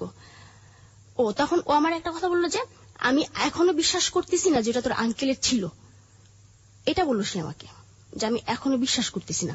আমি তোর ধারণা কি তাহলে এটা আমি ঢাকা থেকে নিয়ে গেছি, বা আমি কোন সাথে তোমার সম্পর্ক এ ধরনের কিছু মানে বলবি তুই? ও বললো যে হ্যাঁ, মানে ও এক কথা ওর হাজবেন্ডের নির্দোষ বলতে চাচ্ছে, বা ওরা পুরোটাই নির্দোষ যে আমার সাথে এ ধরনের কোনো বিবাহ করেনি বা ঘরে কোনো ড্রিঙ্কস কিছুই করা হয়নি, এটা মানে ও বলতে চাচ্ছিল। তো আমার মা এ ব্যাপারে মানে আজও পর্যন্ত ওরা কিছু জিজ্ঞাসা করেনি। তার কিছুদিন পর আমার স্টেপ মাদার আসার পরে মানে সে আমার বুঝাইতেছে যে মা যা আবার হয়ে গেছে তোমার লাইফে, এটা নিয়ে বসে থাকো না, তোমার আবার স্কুলে ভর্তি করে দিয়ে তুমি পড়াশোনা শুরু করো, সেটা বললো আমাকে প্রথমে। তো চিন্তা করলাম যে আসলে আমার এই ঘটনা শুধু আমি জানি, বা বাইরে আমার যারা ফ্রেন্ড আছে বান্ধবী একদম জানতেছে না ব্যাপারটা যে আমার সাথে কি হয়েছে, এটা শেয়ার করলে হবে। তো তখন ভাবলাম যেটা স্কুলে আবার ভর্তি হয়ে যাই, তো স্কুলে ভর্তি হলে আবার আগামী বছর ভর্তি হতে হবে। তো তখন আমার স্টেপ মাদার সে আবারও আসার পর মানে সেই দিন তার ভিতরে কি হয়েছে আল্লাহ জানি সেটা, সে আসার পর বলতেছি আমার সাথে এক জায়গায় যাবি? তো আমি বললাম কোথায়? তো বললো যে এইভাবে ঘরে বসে না থেকে পার্ট টাইম জব কর। তো আমি বললাম যে আমি জব পাবো, দেবে আমার কেউ জব, আমি কতটুকু শিক্ষিত? তো বললো যে হ্যাঁ আছে, আমার কাছে একটা ভালো লোক আছে, তো মানে ছোটখাটো একটা মেয়ে খুঁজতেছে মানে তার অফিসে বসার জন্য। কি অফিসে মানে তার ফাইল টাইল আগায় দিবে এই পর্যন্ত। তো সে আমাকে নিয়ে গেল, আমি তার নামটা বলতে চাচ্ছি না, মানে আমাদের ওইখানে চেয়ারম্যান। তো চেয়ারম্যানের কাছে নিয়ে গেল আমাকে সকালবেলা, খুব সকালে সে আসার পর মানে নিয়ে গেল এখানে। তার একটা বাগান বাড়ি, একটা হচ্ছে তার নিজের বাড়ি। তো সে ফ্যামিলি নিয়ে যে বাসাটা থাকে ওইটার নিচে তার অফিস। তো সর্বপ্রথম আমরাই এসেছি এখানে, আমি আর আমার স্টেপ মাদার। যা বসেই রয়েছি, কোথায় চেয়ারম্যান, কোন চেয়ারম্যান আসে না। তো আস্তে আস্তে মানে বেলা বাড়তেছে, তার কাছে লোকজন আসতেছে এক একটা বিচার নিয়ে। তো তার মানে যেখানে বসেছে কথাগুলো শুনে মানে চেয়ারম্যান, তো তখন পুরো হলরুমটাই ভরে গেছে লোকে। দুপুর তখন 2টা বাজে, তখনও চেয়ারম্যান আসেনি। তখন আম্মারে বলতেছি যে আম্মা চলেন চলে যায়, চেয়ারম্যান হয়তো আসবে না। তো বলতেছে আরেকটু দেখি, আমি আমার ভালো লাগতেছে, আমার খুব খিদে লাগছে, আমি বাসা চলে যাবো। এটা বললাম আমার আম্মাকে। তো বললো যে ঠিক আছে তাহলে চলে যাই। তা আমরা যখন বের হচ্ছি, তো তখন চেয়ারম্যান ছিল দোতলায়। সে দোতলা থেকে আমাদের পেছন সাইড দেখছে। দেখার পর তারা বাসায় যে দারোয়ান ছিল তারে দিয়ে আবার ডাকাইছে যে ওই যে একটা মহিলার একটা মেয়ে যে বের হয়ে গেল ওদিকে ডাকা নিয়ে আসো। তো দারোয়ান আবার বললো যে আপনাদেরকে স্যার ডাকে। তো আম্মা বলতেছে যে তাহলে চেয়ারম্যান হাতে নিচে নামছে, চল। আমরা তখন মানে চেয়ারম্যানের হলরুমে সবার কথা শুনে হলরুম থেকে বের হইলে তার একটা পার্সোনাল রুম আছে, যেটা পুরো গ্লাস দিয়ে করা। তো সে যখন ঢুকতেছে তখন মানে আমি তার সাইডে দাঁড়ানো। তো সে করলো কি, হলরুমে গেল। হলরুমে যাওয়ার পরে কার কি মানে অল্প অল্প শুনলো, কয়েকটা ধমক দিল, আজকে কোনো কথা শুনবো না, কালকে এসো, কার কি লাগবে ও কি জন্য সালামের কাছে বললো যে কি কার লাগবে ও দিয়ে দিবে। এ কথা বলে সে তার পার্সোনাল রুমে চলে গেল। তারপরে তার যে পিএ আছে পার্সোনাল, তার বললো যে ওই মেয়েটার ওই মহিলাটার পাঠাও ভিতরে। তো যাওয়ার পরে আমার স্টেপ মাদারকে বলতেছে কি ব্যাপার পাগলি, ওই সে বলতে আমার আম্মারে বলতেছে পাগলি করে বলতো, যে কিরে পাগলি এতদিন পর আসলি। ও আমার আম্মা এর মধ্যে আমার শিখাই দিল কি যে তোর যদি জিজ্ঞাসা করে যে আমি তোর কি হই, বলবি যে আমরা পাশাপাশি ফ্ল্যাটে থাকি, আমি যে তোর মা হই এটা বলবি না। তো আমি তখন তার জিজ্ঞাসা করলাম যে কেন বলবো না, না বলতে পারি, সমস্যা কি। তো বলে যে ওই যে বলছিলেন না যে একটা মেয়ে লাগবে জবের ব্যাপারে, তো ওরে আনলাম। তো বললো যে কখন আসছিস তোর এখানে। আম্মা বলতেছে যে আমি আসছি সকালে। লাঞ্চ করছিস? না করিনি। তাহলে কাজ করো, তোর বাগান বাড়িতে জানি আসতেছি। তার বাসার সাথে তার বাগান বাড়িটা। তো আমরা বাগান বাড়িতে গেছি, যাওয়ার পরে তার বিশাল একটা বাগান বাড়ি। তো এখানে গিয়ে বসছি, বসার পরে আমাদের জন্য দুপুরে খাবার পাঠাই দিচ্ছে। তো এখানে লাঞ্চ করছি, লাঞ্চ করার পরে আমাদের লাঞ্চ করা শেষ, তারপর সে আসছে। আসার পর বলতেছে আমি কি ওর সাথে একটু আলাদাভাবে কথা বলতে পারি, এটা বলতেছে আমার আম্মাকে চেয়ারম্যান। তো বললো যে হ্যাঁ পারবেন। তো এই কথা বলার পর মানে তার যে রুম আছে বাগান বাড়িতে সেখানে আমার নিয়ে গেল। তো তখনও আমি ওই ধরনের কিছু বুঝি নাই, সে আমার গায়ে কোনো হাত দেয় না বা কিছুই না, তখনও সে আমাকে বুঝতে দেয় নাই যে এটা কোনো জব না। তো বলতেছে যে তোমার মতো একটা মেয়ে মানে এতটুকু ছোট একটা মেয়ে খুঁজতেছিলাম, তুমি আসলে খুব কিউট, খুব লাভলি, এটা সে আমাকে বলতেছে। তো বললো যে তুমি কালকে ঠিক রাত 8টা বাজে আমার এই বাগান বাড়িতে চলে আসবা। তো বললাম 8টা বা রাত্রে আসবো কেন, রাতে আসতে পারবো না, আমার মামাকে তাহলে বকবে। যে জব দিবেন ঠিক আছে, তো সেটা রাত্রে কেন আসবো। তো ওই কথাটা বলার পর সে বললো তাহলে বিকেলে এসো 5টার দিকে। আমি বললাম যাচ্ছা বিকেলে আসতে পারবো। বিকেল আসলে সমস্যা, আমি কিনা বিকেলে আসতে পারবো, কিন্তু রাত্রে বাসা থেকে বেরোতে দিবেন আমাকে। তো তাহলে বিকেল 5টার দিকে এখানে চলে আসিও তুমি।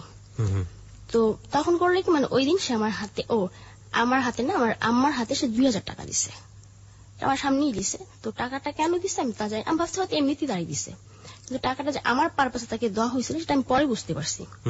তো পরদিন বিকেল 5টা বাজে আমি তার বাগান বাড়িতে যাই, একাই যাই। যার পর তখনও সে আমাকে কিছু বুঝতে দেয়নি। তখন সে আমার বললো তখন সে করলো কি, বললো যে আমার তো ঢাকার বাইরে অনেকগুলো আছে, হাউজিং আছে, তো সেখানে আমি একটা মানে তোমার মতো একটা সুন্দর একটা মেয়ে রাখতে চাচ্ছি।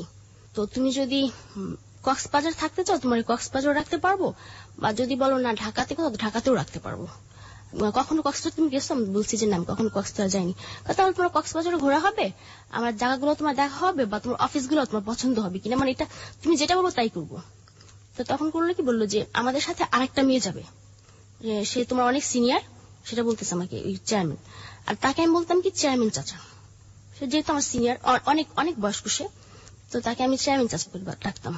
তো বললো যে তোমার আমাদের সাথে তোমার একটা বড় আপু যাবে, সে তোমার অনেক সিনিয়র, তো তার সাথে কথা বলো তুমি মোবাইলে।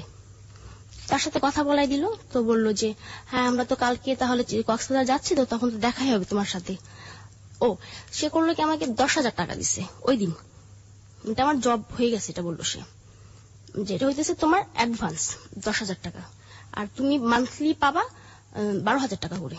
এটা সে আমার বললো কি, ও বললো যে এই 10,000 টাকা তোমার অ্যাডভান্স, এটা দিয়ে তোমার যা ইচ্ছা তুমি করিও। তো যেহেতু আমার জব হয়েছে, আমি ওইখান থেকে রাখছি আমার নিজের জন্য 3,000 টাকা, আর বাকি 7,000 টাকা আমার মার কাছে দিছে গিয়ে। তো মা বললো যে এটা তোর জব দিছে কে। তো আমি তখন মানে চেয়ারম্যানের নামটা প্রকাশ করিনি, আর নামও জানি না, তাই আমি ডাকি চেয়ারম্যান চাচা। তো বললো কোন চেয়ারম্যান, এর থাকে কই সে। তো আমি বললাম যে সে থাকে তো শ্যামপুরের দিকে। তো মা বলতেছে, মানে তার নামটাই বলছে। আমি বললাম যে নাম বলতে পারতেছি না, যে কিশোর অফিস তার, যে তার নাকি হাউজিং এ সেখানে মেয়ে লাগবে। তো মা তখন ভাবলো যে হইতেও পারে, মানে তারও এই ধরনের কোনো ইস্যু না যে তার মেয়েটাকে কোথায় বা কি করা হইতেছে। তো বললাম যে আমরা কাল কক্সবাজার যাব। তো মা বলতেছে কক্সবাজার যাবি, এটা কেমন জব রে, আমার তো দেখতে হয় যে তোর কক্সবাজার যেতে হবে। তো আমি বললাম যে আগে জানি, ভালো মন্দ তো আমি তোমার বলবোই। তো তখন 7,000 টাকা আমার কাছে দিয়ে গেছি, আর 3,000 টাকা আমার মানে কিছু কসমেটিক বা শপিং এগুলোই করছিলাম। পরদিন সে আমাকে বললো যে তুমি ঠিক দুপুর 2টার দিকে মতিঝিল ওই যে মোহামেডান স্পোর্টিং ক্লাবটা আছে না, ওইখানে থাকার জন্য, যে ওইখানে আমার গাড়ি থাকবে, বা তুমি কালকে তোমার যে আপুর সাথে কথা বলছো ওই আপু থাকবে ওইখানে, তোমাকে ওই রিসিভ করবে, ওই তোমাকে রিসিভ করবে। ও সে আমাকে একটা সেল দিল, সিটি সেল। তখন সিটি সেল নতুন না পুরানি, হ্যাঁ একটা সিটি সেল দিল। সে আমাকে বললো যে এই সেলটা দিয়ে তুমি তোমার ওই আপুর সাথে যোগাযোগ করবা, তুমি মতিঝিল গিয়ে এখানে মানে ওর ফোন দিলে দেখবা যে মতিঝিলি আছে, তুমি তো চিনবা না। তো আমি সেলটা নিয়ে গেলাম, নিয়ে যাওয়ার পর পরদিন দুপুরবেলা আমার ব্যাগটাক নিয়ে আমি মতিঝিলের মানে মধুমিতার সামনে চলে যাই। যাওয়ার পরে দেখি যে একটা গাড়ি থামানো, সিলভার কালার একটা গাড়ি। তো ফোন দেওয়ার পর মেয়েটা বের হয় গাড়ি থেকে। বের হওয়ার পর বলতেছে তুমি বর্ষা? তো বললাম যে হ্যাঁ আসো। তো বলো তোমার বস তো এখনো আসে নাই, তোমার বস উঠাইতে হবে অন্য জায়গা থেকে, তোমার বস অন্য জায়গায় একটা কাজে বিজি আছে, সেটা বললো। মানে সে তখনও আমার প্রাথমিক কোনো ধারণা দেয়নি যে অ্যাকচুয়ালি কি হবে কক্সবাজারে যাওয়ার পর। তো সারাটা পথ খুব আনন্দ করতে করতে গেছি, আর ওই মেয়েটা আমাকে খুব ছোট বোনের মধ্যে খুব আদর করতেছে। তো কক্সবাজার আমরা পৌঁছাইছি রাত 2টার দিকে। ওকে, রাত 2টার দিকে পৌঁছালেন। পৌঁছানোর পর কি হলো সেটা তো আমরা জানবই। এই ফাঁকে আরো একবার মনে করে দিচ্ছি প্রিয় শ্রোতা, আপনি শুনছেন এবিসি রেডিওর হ্যালো 8920। এবিসি রেডিওতে প্রতি বুধবার রাত 11টার খবরের পর 11:20 আমরা অনুষ্ঠানটা প্রচার করে থাকি। এখানে জীবনের গল্প বলা হয়। আজকে জীবনের গল্প বলছে বর্ষা। বর্ষাকে নিয়ে আমাদের ফেসবুক পেজে একটা রেডিও স্ট্যাটাস দেওয়া আছে, ওখানে চাইলে আপনি মন্তব্য করতে পারেন, বর্ষার সাথে সরাসরি কথা বলতে পারেন। আমাদের ফেসবুক পেজের ঠিকানাটা হচ্ছে facebook.com/hello8920, facebook.com/HELLO8920। ওখানে গিয়ে লাইক দিলে সঙ্গে সঙ্গে আপনি আমাদের মেম্বার হয়ে যাবেন। হ্যাঁ, রাত 2টোর পরে পৌঁছানোর পর কি হলো? রাত 2টোর দিকে পৌঁছাইছি। পৌঁছানোর পর আমরা উঠছি কি হোটেল শৈবালে। ওকে। হোটেল শৈবালে উঠার পরে ওইখানে মানে তার যে পিএ মানে পার্সোনাল অ্যাসিস্ট্যান্ট যে লোকটা, ওই লোকটা আলাদা একটা রুমে দিচ্ছে, আর ড্রাইভার আর আমাদের জন্য মানে আমার আর ওই মেয়েটার নাম ছিল নূপুর, মানে যে আমার সিনিয়র ছিল তার নাম ছিল নূপুর। তো ওই নূপুর আপু আর আমাদের মানে 2টা রুম ছিল, মানে ফ্যামিলি সুইট যেটাকে বলা হয়। তো ওই একটা রুম নেওয়ার পরে রাত্রেবেলা তো নূপুর আপুকে জেনে সে দেখে জন্য কি বলছে। তো বলার পর নূপুর আপু বললো যে এখন না একটু মানাতে হবে ব্যাপারটা, কারণ ও ব্যাপারটা এখনো জানে না। তো নূপুর আপু বললো যে বর্ষা তুমি আমার সাথে আসো। তো আমি তার সাথে শুইলাম আমি পাশের রুমে। তো সে আমার রাত্রেবেলা শুয়ে বলতেছে বর্ষা তুমি ড্রিঙ্ক করো? তো আমি যেহেতু আগে একবার করছি বা আরও করছি ওখানে, আমি বলছি যে হ্যাঁ একটু একটু করি। তো বললো যে আচ্ছা তাহলে আমরা ড্রিঙ্ক করে আর কথা বলি। তো করতেছি তার সাথে, তখন সে বলতেছে আচ্ছা বর্ষা তুমি কি জানো তোমার এখানে কেন আনা হয়েছে? তো বললাম যে হ্যাঁ জানি। কি জন্য বলো? তুমি কি জবের জন্য? না, তোমার এখানে জবের জন্য আনা হয়নি। তা বললাম কিসের জন্য? তুমি এই যে দেখতেছো তোমার বস, এর সাথে তোমার সেক্স করতে হবে। তো এই কথাটা যখন শুনছি, শোনার পর মানে পুরো আকাশটা ভেঙে পড়ছে যে আবার সেই ভুল, মানে আবার সেই একই ইটা আমার উপর আবার আসবে, যেটাতে আমি ভুলেই গেছি। তো এমন একটা সিচুয়েশন যে আমি এখান থেকে আসতেও পারবো না, বা দেখা গেছে এখান থেকে যদি চলে আসি আমি, হয়তো চেয়ারম্যান অনেক কিছু একটা বলবে যে তার টাকা পয়সা নিয়ে বা এই ধরনের কিছু একটা বলবে, সে বলাটা অস্বাভাবিক কিছু না। তো তুমি কি করবা? তুমি বললাম যে কি করবো মানে তাহলে আপু যেহেতু তুমি আমার বোনই ডাকছো, তুমি তারা বলো যে আমি এটা করবো না। তো বলতেছে দেখো এটা তো হবে না, তারপরও একটু মানাই নিও কেমন, সেটা আমারে বললো যে একটু মানাই নিও। এই কথাটা বলার পর সে আমার তার রুমে দিয়ে আসলো।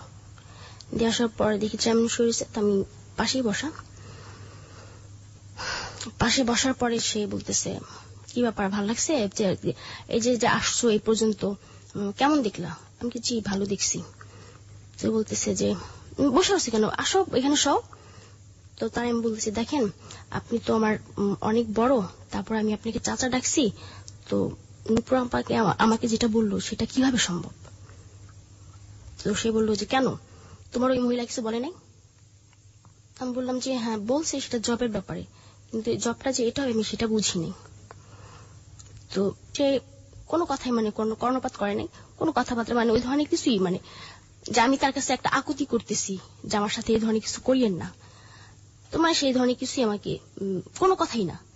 সে আসলো আমার যা মানে তখন ওই মুহূর্তে এই মানে সে ড্রিঙ্কস অবস্থায় ছিল, তো এক প্রকার মানে খুব জোর জবস্তি ছিল ওই মুহূর্তে, জোর জবস্তি করার পর সকালবেলা। তো আমি বলতেছি আমি ঢাকা চলে যাব। তো বলতেছে যে ঠিক আছে ঢাকা যাবা, পাঠাই দেবো তোমাকে।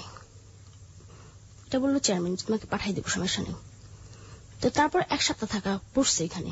তো নুপুর আপু বুঝাইছে যে থাক, একবার হয়েছে তোমার কাছে আসে যাবে না, তোমার ছুঁয়েও সে দেখবে না, যাবার হয়ে গেছে তুমি আমার রুমে থাকো আর সে ওইখানেই থাকবে, বা তুমি যদি এখানে থাকতে না চাও তাহলে আমি আর তুমি আর এক রুমে যাবো। তখন ওই 1 সপ্তাহ ছিলাম, যে 1 সপ্তাহের মধ্যে মানে সে আর আমার কাছে আসেনি, 1 সপ্তাহ পর আমরা ঢাকাতে আসছি। আসার পরে তখন আমার কাছে কিছু বলিনি যে আমার সাথে কি হয়েছে। তো মা বলতেছে যে কি হয়েছিল, কি জবটা কি? তো বললাম যে না আমার পছন্দ হয় না। তো বললো যে চেয়ারম্যানের নামটা কি রে? তখন তার নামটা বললাম আমি। তো মা বললো যে এইখানে তোরে নিয়ে গেছে। তা আমি বললাম যে হ্যাঁ, তুই আগে নামটা আমার কেন বলিস, আমি তখন নামটা জানতাম না তার। তখন মা বললো যে তাহলে সব দিক দিয়ে সবাই সুযোগ নিতেছে। তখন মা বললো বসাতে চলে যা এখান থেকে, যে দিকে মোচা চলে যা, আর নয়তো এই যে এত গাড়ি দেখিস এখানে যা মরতে পারিস না তুই। তো তখন বললাম যে ঠিক আছে দেখি কোথায় যাই আমি। আপনি স্টেপ মামের কাছে আপনি জাননি, বলেন না যে তুমি আমাকে জেনে শুনে কেন এরকম করলা? অ্যাকচুয়ালি কি মানে আমার সাথে যে এত ঘটনা ঘটা হয়েছে আমি কখনো কারো কাছে মানে জিজ্ঞাসা করিনি যে কেন আমার সাথে এগুলা করছো। শুধু আমার মাকেই বলতাম যে মা আমার লাইফটা এমন কেন হইলো, আমার সাথে তোমরা এমন কেন করলা, যে আর 4 বছর আমি না হয় হ্যাঁ অপরাধ করছি, কিন্তু 4 বছরের একটা মেয়ে কি অপরাধ করছিল তোমার কাছে সেই দিন যে আমার এইভাবে ফালাই দিলা? তো মা এই উত্তরে কখনোই কিছু বলেনি আমাকে, কিছুই বলে না তাদের কোনো মানে এইটা যখন আমি প্রশ্ন করি তাদেরকে, দেখা গেছে যে এই এখন আলাদা থাকতেছি, আলাদা ভাবে চলতেছি ফিরতেছি। তো ওইখান থেকে আসার পরে মানে ওই দিন আমি বাসা থেকে বের হয়ে যাই, কোথায় যাব এমন কাউকে চিনিও না, যেতে হবে কোথায় আত্মীয় স্বজনের বাসায়। তখন চিন্তা করলাম না আমার লাইফটা নষ্ট, আমার সংস্পর্শ আসলে আমার বোনেরও নষ্ট হয়ে যাবে। তো কোথাও গেলাম না, চলে গেলাম সেই নুপুরাপুর বাসায়, তার বাসা ছিল গোড়ানে। তো সেখানে চলে গেলাম, চলে যাওয়ার পরে উনি কি করতেন, ওনার কাজ কি? আপনি যে নুপুরের কথা বলছেন, তো এই নুপুর কি করতো? ওর মানে এইটা ছিল বিজনেস, মানে এই মেয়ে দিয়ে ও বিজনেস করতো, এক কথা দেহ ব্যবসা। মানে মেয়েদেরকে পড়ায় পড়ায় ও নিজেও করতো আর অন্যান্য মেয়েদেরকে দিয়েও করাতো। ওকে, তো আপনি সেই নুপুরের কাছে গেলেন? কারণ আমি ভাবলাম যে এখন যেহেতু আমি একটা নষ্ট একটা লাইফে চলে আসছি, বা দেখা গেছে আমার সঙ্গে পড়ছে আমার যে বোনেরা থাকবে এরা হয়তো একদিন ব্যাপারটা বুঝবে, বা দেখা যাবে যে আমারই একবার ইচ্ছা থাকবে যে ওদেরকে আমি নিয়ে যাই, মানে এসব চিন্তা ভাবনা করে আমি চলে গেলাম সেই নুপুরাপুর কাছে। তো তখন আমার অনেক জায়গায় নিয়ে গেল, অনেক ভালো ভালো জায়গাতে নিয়ে, ভালো ভালো জায়গা কি এটার মানে অনেক মানে খুব হাই সোসাইটি। আমরা একটু সিরিয়ালি শুনতে চাই, অল্প অল্প করে, যেহেতু আমাদের হাতে অনেক সময় আছে। আপনি যাওয়ার পরে কি হলো আমরা ধারাবাহিক ভাবে শুনতে চাই। যাওয়ার পর তাকে বললাম ব্যাপারটা যে এই আপু এখন আমি চলে আসছি বাসা থেকে। তো সে আমাকে খুব আদর যত্ন করতেছে, হ্যাঁ আসে বসতো, হ্যাঁ ভালো করছিস এসে বসছিস। আপনাদের কি পারিবারিক অবস্থা খারাপ ছিল, ইকোনমি খারাপ ছিল? না মোটেও না। আপনার বাবা কি করতেন? আমার বাবা এই দয়াগঞ্জে রিক্সা গিয়েছিল, এবং তার ওই সময় তার প্রায় 50টার উপর রিক্সা ছিল। 50টার উপরে রিক্সা ছিল তার। শুধু মানে ওই যে আমার আন্টির ছেলে মেয়ে হয় না, এই কারণে আমাকে ওখানে পাঠানো। ওকে, আর কিছু তার মানে আর্থিকভাবে কোনো সমস্যা আপনাদের ছিল না? কোনো সমস্যা ছিল না। ওকে, যান। তারপর সে বললো যে হ্যাঁ থাকা দরকার নাই, ওর বাবা মার কাছে না থাকলে কি হবে, এটা সেটা। কারণ সে যেহেতু একটু তো জানছে যে আমার স্টেপ মাদের আমাকে এখানে নিয়ে গেছে। ওকে, তো হ্যাঁ এরকম এখানে থাকার দরকার নেই, এখানে থাকিস, মনে করবে আমি তোর মার মতো, আর আমি তো তোর কমাদর করি না। তো ওইখানে থাকলাম কয়েকটা দিন মানে ওইখানে প্রায় মাসখানেক ছিলাম ওইখানে আমি। থাকার পরে মাতো সে সন্তান নষ্ট হলো, তারপর সে সন্তান তার কাছে মামাকে এখান থেকে নিয়ে আসছে আবার বাসায়। আনার পরে মানে খুব কানাকাটি বললো যে তোরা আমি অনেক মানতের পর পাইছি, যে আমি ভাবছিলাম যে আমার কখনো ছেলে মেয়ে হবে না, আল্লাহর কাছে অনেক মানত করার পর তুই মানে তোরে পাইছি, কিন্তু তুই এমন হয়ে গেলি কেন। মানে সেই দিনে তার প্রশ্ন করছিলাম যে 4 বছর বয়সে আমি কি করছিলাম, আমি যে এমন হয়ে গেছি, যে 4 বছর বয়সে আমি কি করছিলাম, আমার কেন পাঠাচ্ছিল এখানে। আমার কি কখনো সাত জাগে নাই যে আমি আমার মার কাছে যে শুয়ে আমার মার বুক একটু মাথা রাখি, কেন করছিল এটা আমার সাথে। তো মা কোনো কথা বলে না। তো বললাম যে উত্তর নাই তোমাদের কাছে, আমি তোমাদের জন্য খারাপ হয়েছি, এবং এটা চিৎকার করে আমি বলবো যে আমি তোমাদের জন্য খারাপ হয়েছি, তোমরা আমাকে বুঝতে চাও না, যে আমি যখনই বলছি তোমরা ভাবছো যে আমি মিথ্যা কথা বলি, আমি মিথ্যাবাদী। তো তখন মার কোনো উত্তরই নেই তার। তারপর সে বললো যে দেখ মানুষ বাঁচতেছে না, ভালো হয়ে যা তুই। তখন বললাম যে না আমি ভালো হবো না, তোমাদের সামনে এখন এটা করবো, তোমাদের চোখের সামনে করব, এবং তোমাদেরকে এসে বলবে যে বর্ষার মা তোমার বর্ষায় দেখলাম অন্য একটা ছেলের সাথে ঘুরতে, সেটা তো খারাপ। তখন দেখবা যে কতটা খারাপ লাগে তোমার কাছে, তোমার মেয়ের সম্পর্কে এসে বলতেছে একটা বাজে মন্তব্য যে তোমার মেয়ে খারাপ হয়ে গেছে। মানে এই তখনই মানে এই ব্যাপারগুলো আমি এনজয় করতাম, এবং দেখা গেছে যে আমার মাকে মাঝে মধ্যে ফোন করে বলতাম আমি অন্য একটা ছেলের সাথে আসি মা, এরকম করতাম। তো একটা পর্যায়ে তখন আমার বাবা বলতেছে যে যাওয়ার হয়ে গেছে, ওরা এখন থাকতে বল বাসায়, ও তো মান সম্মান আর কত দিক দিয়ে মারবে। তো মান সম্মান মারতেছি, ঠিক আছে থাকবো না তোমাদের কাছে আমি। তো বলে যে থাকবি না, তা আবার তো আসিস। একটু ক্লিয়ার করেন আমাদের শ্রোতাদেরকে, মান সম্মান মারা বলতে আপনি ফুললি দেহ ব্যবসার সাথে জড়িয়ে গেলেন। ফুললি আমরা যেটাকে বলি ফিজিক্যাল বিজনেস বা যেটাই বলি না কেন, এটার একটা কিছু নাম আছে, আমি সেই নামগুলো দিয়ে আমি আমার অতিথিকে অপমান করতে চাই না। আর আপনারা আপনার গল্পের প্রয়োজনে বুঝে নেবেন ও সেই বিজনেসের সাথে পুরোপুরি জড়িয়ে গেল, ফুললি ইনভলভ যেটাকে বলে, এবং সেটাকে আপনার বাবা বলছে যে মান সম্মান আমি নষ্ট করতে চাই না, ওকে ফিরে নিয়ে আসো বা এরকম একটা কিছু। ওকে, তারপর যে এখানে তো আমাদের বাবা বললো যে ও তো অনেক মান সম্মান মারতেছে, ওরা বলে এখান থেকে ফিরে আসতে, আর নয়তো এমন কোথাও যাইতে যাতে আমাদের কোনো ছায়া ওর উপর না পড়ে, বা ও যে আছে মানে এরকম একটা আমাদের একটা মেয়ে আছে, এটা আমি কখনো মনে করতে চাই না। তো এটা বলার পর মা আমাকে বললো, তো আমি পাশের রুমি থেকে শুনছি সব। তো বললাম যে না আমি ভালো হব না। তো ভালো হবে না, চলে যা। চলে আসছে আবারও। এসে কোথায় থাকতেন? ফ্রেন্ডের বাসায়। দেখা গেছে যে গেস্টে ফোন করতাম, ভাই থাকার সমস্যা রাখবেন না আমাকে, সে রাখছে, কোনো টাকা পয়সা লাগবে না আমার, রাখেন আমার একটু, এরকম এরকম করে রাখছে, এবং তার বিনিময়ে আপনার সাথে তার সাথে শারীরিক সম্পর্ক, তাই তো? এটাই। ওকে, তারপর? তো এরকম থাকতাম। তারপরে মানে হঠাৎ একটা ছেলের সাথে আমার পরিচয় হলো। ছেলেটা বললো যে বিয়ে শাদী কিছুই না, মানে সে থাকবে হচ্ছে গিয়ে এক কথা আমি দেহরক্ষিতা যেটা বলা হয়, লিভ টুগেদার বা যেটা লিভ টুগেদার, হ্যাঁ লিভ টুগেদার, এরকম ভাবে সে আমাকে রাখবে। ঠিক আছে রাখো। তো আমার একটা স্থান হইল। তো ছেলেটার নাম হচ্ছে রবিন, ওর ওয়াইফ আছে, আমাকে একটা বাসা নিয়ে দিল। কিছু ফার্নিচার নিয়ে দিছে। আর যেহেতু আমি এই লাইনের মধ্যে আসি, মানে এই সেক্সুয়াল লাইফটার মধ্যে আসি, তো আমার অনেক ভালো ভালো লোক আছে, টাকা পয়সা আছে, মানে ও চাচ্ছিল কি মানে আমাকে দিয়ে মানে ওর স্বার্থ সিদ্ধি করা। ওকে, রবিন ছেলেটা স্বার্থ সিদ্ধি করা, মানে আমার এখান থেকে টাকা পয়সা নেবে, এটা চাচ্ছিল। তো আমাকে একটা ফ্ল্যাট নিয়ে দেয়, ফ্ল্যাটে থাকি। তো দেখা গেছে যে গেস্ট আসে, আমার সাথে অনেক এনজয় করে।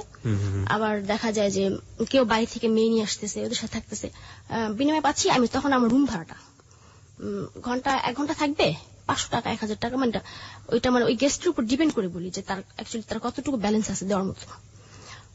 মানে 1 ঘন্টা 500 টাকা, বা দেখা গেছে যে তার চেয়ে একটু উপরে লেভেলে যে তারা বলে যে ভাই 1000 টাকা দিন, আপনার ফ্ল্যাটটা ভাড়া দিচ্ছেন আপনি এই কাজের জন্য 500 টাকা 1000 টাকা প্রতি ঘন্টায়। ওকে। আর দেখা গেছে যে আমার যে পার্সোনাল যে গেস্টগুলো ছিল এরা তো আমার সাথেই ছিল। আমরা বাড়িওয়ালা কোনো সমস্যা করতো না? না, এটা তো আর তারা কি জানতো বা তাদের কি কি বইলা করবো আমি আমার ফ্ল্যাটে কি হচ্ছে। ওকে। আর ওইখানে সবাই জানতো যে আমি আর রবিন হাজবেন্ড ওয়াইফ। তো যখন আমি বুঝতে পারলাম যে আমি এখানে মানে ওইখানে, তখন আমার মান্থলি ইনকাম ছিল একদম না হলে 1 লাখ টাকার উপরে, একদম না হলেও। হ্যাঁ, এই আদার সবকিছু মিলে, অন্যান্য মেয়ে বা আমি নিজে সবকিছু মিলে মানে ওই মেয়েদের টাকা পয়সা দেওয়ার পরও তার কাছে যে মান্থলি একদম 1 লাখ টাকার উপরে মানে ইনকাম হচ্ছে বাসাতে, কিন্তু আমার ব্যালেন্স থাকতেছে না 1 টাকাও। আমি ওইখান থেকে 50 টাকা যদি খরচ করতে যাই সেটা রবিনের কাছ থেকে আমার বলে নিতে হয়। আর রবিন করতো কি, সকালে আসতো বাসায়, আসার পরে কি কি লাগবে আমার এটা জিজ্ঞাসা করতো, বাচ্চাটা করে দিত। তারপরে আবার আসতো সন্ধ্যায় আসার পরে সে মানে কে কে আসছে, কি হয়েছে, কত টাকা হয়েছে, টাকাগুলো নিয়ে সে আবার চলে যেত। আবার আসতো রাত 11টায়, কিছু হয়েছে, টাকা পয়সা থাকলে সব নিয়ে যেত, এ পর্যন্তই। তো পর যখন বুঝতে পারলাম যে অ্যাকচুয়ালি আমি এখানে থাকলে কিছুই হবে না আমার, এর মধ্যে রবিন করলে কি মানে ও রবিনের চোখে মানে একটা জিনিস খারাপ লাগলো যে বর্ষা কেন একটা লোকের সাথে থাকবে। তখন আমাকে বারণ করলো ব্যাপারটা যে তুমি এটা করো না। তো ঠিক আছে, আমি রবিনের কথা মতো আমি আর এটার সাথে তখন করতাম না। রবিন বললো যে যত টাকা অফার করুক তুমি এটার মধ্যে যাবা না, আর যদি কেউ জোরও করে আমারে জানাবা। তো আমি মানে আমার যে গেস্টটা মানে ছিল তখন বললাম দেখেন আমার তো বিয়ে শাদী হয়ে গেছে, তো এখন তো আর আমি এটার মধ্যে পারতেছি না। তখন দেখা যাচ্ছে অনেকে মানতেছে, অনেকে আসতেছে না এই কথা শোনার পরে। তো তারপরে ওই রবিন আমার মানে এটা থেকে একটু বিরত রাখার পর তখন ওই অন্যান্য মেয়েরা আসতো আমার বাসায়, কিন্তু এদেরকে দিয়ে করতাম। কিন্তু পরে যখন বুঝতে পারলাম যে রবিন অ্যাকচুয়ালি আমাকে এটা অন্য কাজে ব্যবহার করতেছে, যে আমাকে ভালো তো দূরের কথা, ভালো তো বাসেই না, ও আমাকে মানে ওই হিসাবেই দেখতেছে, ওই হিসাবেই রাখতেছে, যে আমাকে কখনো বিয়েও করবে না। তখন মানে ওইখান থেকে চলে আসছি আমি, একদম সবকিছু ফালায় এক কাপড় ওইখান থেকে চলে আসছি। পর রবিন ফোন করছে, আয়সা পড়ো, কি করবা, তোমার কষ্ট হবে রাস্তায় থাকতে, বাইরে কেন থাকবা, তো এগুলা বলতো। কত মাস ছিলেন ওখানে রবিনের সাথে ছিলাম তখন 2010-এ প্রায় 6-7 মাস এরকম। ওকে। তারপরে এখান থেকে চলে আসছি। রবিনের মধ্যে একটা ঘটনা ঘটছে যে আমাদের গ্রামের একটা ছেলে, ওর নাম হচ্ছে গিয়ে মেহেদী হাসান সাহেব, মানে ছেলেটা আমাকে খুবই পছন্দ করতো, কিন্তু কখনো বলতো না যে আমাকে পছন্দ করে বা ভালোবাসে, ও জানতো আমার এই ব্যাপারে। আমার কথা হচ্ছে গিয়ে যে আমার সাথে যদি ফ্রেন্ডশিপ করতে আসে, আগে আমার ব্যাপারটা তোমার জানতে হবে, আমি কে, আমি কি করি, পরে আরেকজনের কাছে শুনে আমাকে বলবা, তা হবে না। আমি ইচ্ছাকৃত বলতাম যে আমি কিন্তু করদাল, বন্ধুত্ব করবে না আমার সাথে, এটাই বলতাম। তো সাহেবের সাথে আমার পরিচয় আমাদের গ্রামে গিয়ে, তো সাহেব যখন আমার সাথে ফ্রেন্ডশিপ করতে চায় তখন বলছি ভাইয়া একটা কথা বলি, করদাল বুঝেন? তো বললো যে হ্যাঁ বুঝি। আমি আমার কথা বলবো এটাও বুঝে নেই। তো বললাম যে ভাই আমি করদাল, আমি সেক্স করি, বুঝতে পারছেন, আমার পেশা সেক্স। আপনি কি আমার সাথে সেক্স করতে চাচ্ছেন না অন্য কিছু, না শুধু বন্ধুত্ব করুন, সেটাকে বলেন। তো মানে সাহেব তখন একটু ওই হয়ে যায় যে এটা কি বলে মেয়েটা, যে ও সেক্স করে, তো অনেক সবাই একদম গোপন, কিন্তু ওদি সরাসরি বলতেছে যে আপনি যে বন্ধুত্ব করতে চাচ্ছেন, আপনি বন্ধুত্ব সম্পর্কটা বুঝতেছেন যে বন্ধুত্ব কি, যে আপনি কি মানে সেক্স মানে বন্ধুত্ব মানে বন্ধু হয়ে পরে বলবেন সেক্স করবো, এই ধরনের কিছু। ভাই আমি কল আপনি সেক্সও করতে পারেন, যদি বন্ধুত্ব হন ফ্রেন্ডশিপ সম্পর্ক করতে চান তাহলে কোনো ফিজিক্যাল রিলেশন সেখানে হবে না, স্টেপ বন্ধু। এটা আমি সাহেবরে বলছি। তো বলার পর সাহেব একটু মানে কথাগুলো শোনার পর তখন মানে ও মানে যে এত ভালো একটা মেয়ে কেন এরকম, ও তখন আমার কাছে ব্যাপারগুলো জানতে চাইলো। তো ওর কাছে ব্যাপারগুলো বলছি আমি। তো বলার পর বিয়ে করবে না, ভালোবাসে এ পর্যন্ত জানি যে আমার প্রচন্ড ভালোবাসে। তো রবিনের কাছ থেকে মানে এই রবিন যে আমাকে ব্যবহার করতেছে, এটা ওই আমাকে বললো যে বর্ষা তুমি এখান থেকে চলে আসো, তুমি গ্রামে থাকো, তোমার সম্পূর্ণ খরচ আমি দেবো, তোমার যেইখানে যা লাগে সবকিছু দিব। This track was downloaded from FusionBD.com. তখন ওর কথা মতো আমি বাড়িতেও আসছি। আসার পরে তখন রবিন বারবার ফোন করতেছে, আয়সা পড়ো। ও সাহেবের ব্যাপারটাও আবার রবিন জানতো যে সাহেব আমাকে খুব পছন্দ করে। তো রবিন বললো ফোন করে যে সাহেব তোমার কখনই বিয়ে করবে না বর্ষা। আমি তুমিও তো করবা না, করবা বিয়ে আমারে, তাহলে বলে আমি এসে পড়ি। তো বলতেছে যে তুমি তো জানোই আমার ওয়াইফ আছে, মেয়ে আছে, আমি কিভাবে করি, তাহলে রাখছিলা কেন? তাহলে কি মানে শুধু এইটাই ছিল কারণ যে আমার দিয়া তুমি আমার ইউজ করতেছো টাকা পয়সার কারণে? তা বলতে তুমি আমার কত টাকা পয়সা দিছো, তোমার সব ফিরিয়ে দিব, তারপর তুমি চলে আসো। মানে এটা হইতেছে মানে এই কথাগুলো বলে নিয়ে আটকে রেখে টর্চিং করবে আমাকে, এই ধরনের কিছু একটা। তো পরে আমি যাইনি রবিনের কাছে। তো ও সাহেব আমাদের বাসা প্রতিদিন আসা যাওয়া করে। তো মা বললো যে সাহেব এরকম আসা যাওয়া করে, এটা ঠিক না। আর সাহেব হচ্ছে কি আমাদের গ্রামের উপজেলা চেয়ারম্যানের ছোট ভাই। তো যে ওদের ফ্যামিলি জানলে হয়তো একটু হবে, এই মানে তার কারণে গেছে যে সাহেব এখানে আসা যাওয়া করে। তো পরে বলছে যে ও যেন এখানে না আসে, সাহেব যেন এখানে না আসে। তো সাহেব ব্যাপারটা জানার পর সাহেব আসতো, মানে কেউ না দেখে এরকম ভাবে আসতো, এসে কথাবার্তা বলতে এই পর্যন্তই। কিন্তু মানে সাহেব কখনো ফিজিক্যাল রিলেশনের দিকেও আসে নাই। কোনো কথা হইতেছে যে আমি ওরে আস্তে আস্তে ফিরে আনবে পথ থেকে, এটা ছিল সাহেবেরই। পরে যখন আমি ঢাকা চলে আসি, ঢাকা আসার পর আবার ঢাকা চলে আসি আমি, তখন মার সাথে ঝগড়া লাগে। মার সাথে ঝগড়া ঢাকাতে চলে আসি। ঢাকাতে আসার পরে তো তার কয়েকদিন পর সাহেবও আসে। তখন আমি এসব ঢাকাতে এসে উঠি। মনি বলে একটা মেয়ে ছিল, ও এই বিজনেস করতো। আর ও করতো মানে হোটেলে উঠতো। ও সবসময় বাড়ি থাকতো, আর ওর বাসা থাকতো ছোট একটা বোন। তো আমি বললাম যে মনি তোর এখানে থাকতে হলে কি করতে হবে? তো বললো যে তুই আমার বাসা এটা কর বা না কর এটা আমার দেখার বিষয় না, কিন্তু পার ডে তুই আমার 100 টাকা করে দিবি বাসাতে। এটা বললো মনি আমাকে। তো আমি চিন্তা করছিলাম যা হয়তো আরো বেশি বলবে, 100 টাকা করে। তো আমি এখানে থাকলাম কয়েকটা দিন। থাকার পরে এখন সাহেব ঢাকা আসছে। সাহেব আসা বলছে তুমি কই? বললাম যে আমি তো বান্ধবী মনির বাসাতে আছি। তো বললো যে আমি কি এখানে আসতে পারি? তো আমি বললাম যে না, এই জায়গাটা ভালো না। কি হয় এখানে? এখানে সেক্স হয়, আপনি জানেন না এখানে কি হয়? আমি কি করে আপনি জানেন না? তো বলতেছে যে তাহলে অন্য কোথাও দেখা করি, কিছু কথা ছিল। তারপরে ও নিয়ে গেল ওর এক কেমন দুঃসম্পর্কের আন্টি না কি হয় সেখানে নিয়ে গেল। নিয়ে যাওয়ার পরে অনেক কথাবার্তা বুঝাইলো আমাকে। দেখো সে তো তোমার মা, আর সে তো তোমার ভালোর জন্য তোমাকে বকা দিছে, আর কোনো মা কি চায় যে তার সন্তান খারাপ হয়ে যাক? তো অনেক বুঝাইছে। তারপর আমি আসিনি, এখান থেকে আসি নাই। তো সাহেব পরে বিয়ে করলো। সাহেব মানে কখনো আমার বলেনি যে আমি তোমার বিয়ে করব, বা এই যে আদার্স এই যে অনেক ছেলেরা আসে, মানে অনেক আসে, অনেক অহরহ ছেলে আসতেছে আমার কাছে, দেখতে অনেক সুন্দর, আমার খুব প্রশংসা আমার সামনে বৈশা। তারপরে মানে এই সেক্স করার আগে, আমার সাথে সেক্স করার আগে বলো তুমি এগুলা সেরা দাও, তুমি এত একটা ভালো মেয়ে, কেন এগুলা করতেছো? এতই টাকা পয়সা তা আমার কাছে এসে পড়ে, আমি তোমার রাখি, এটা সেটা।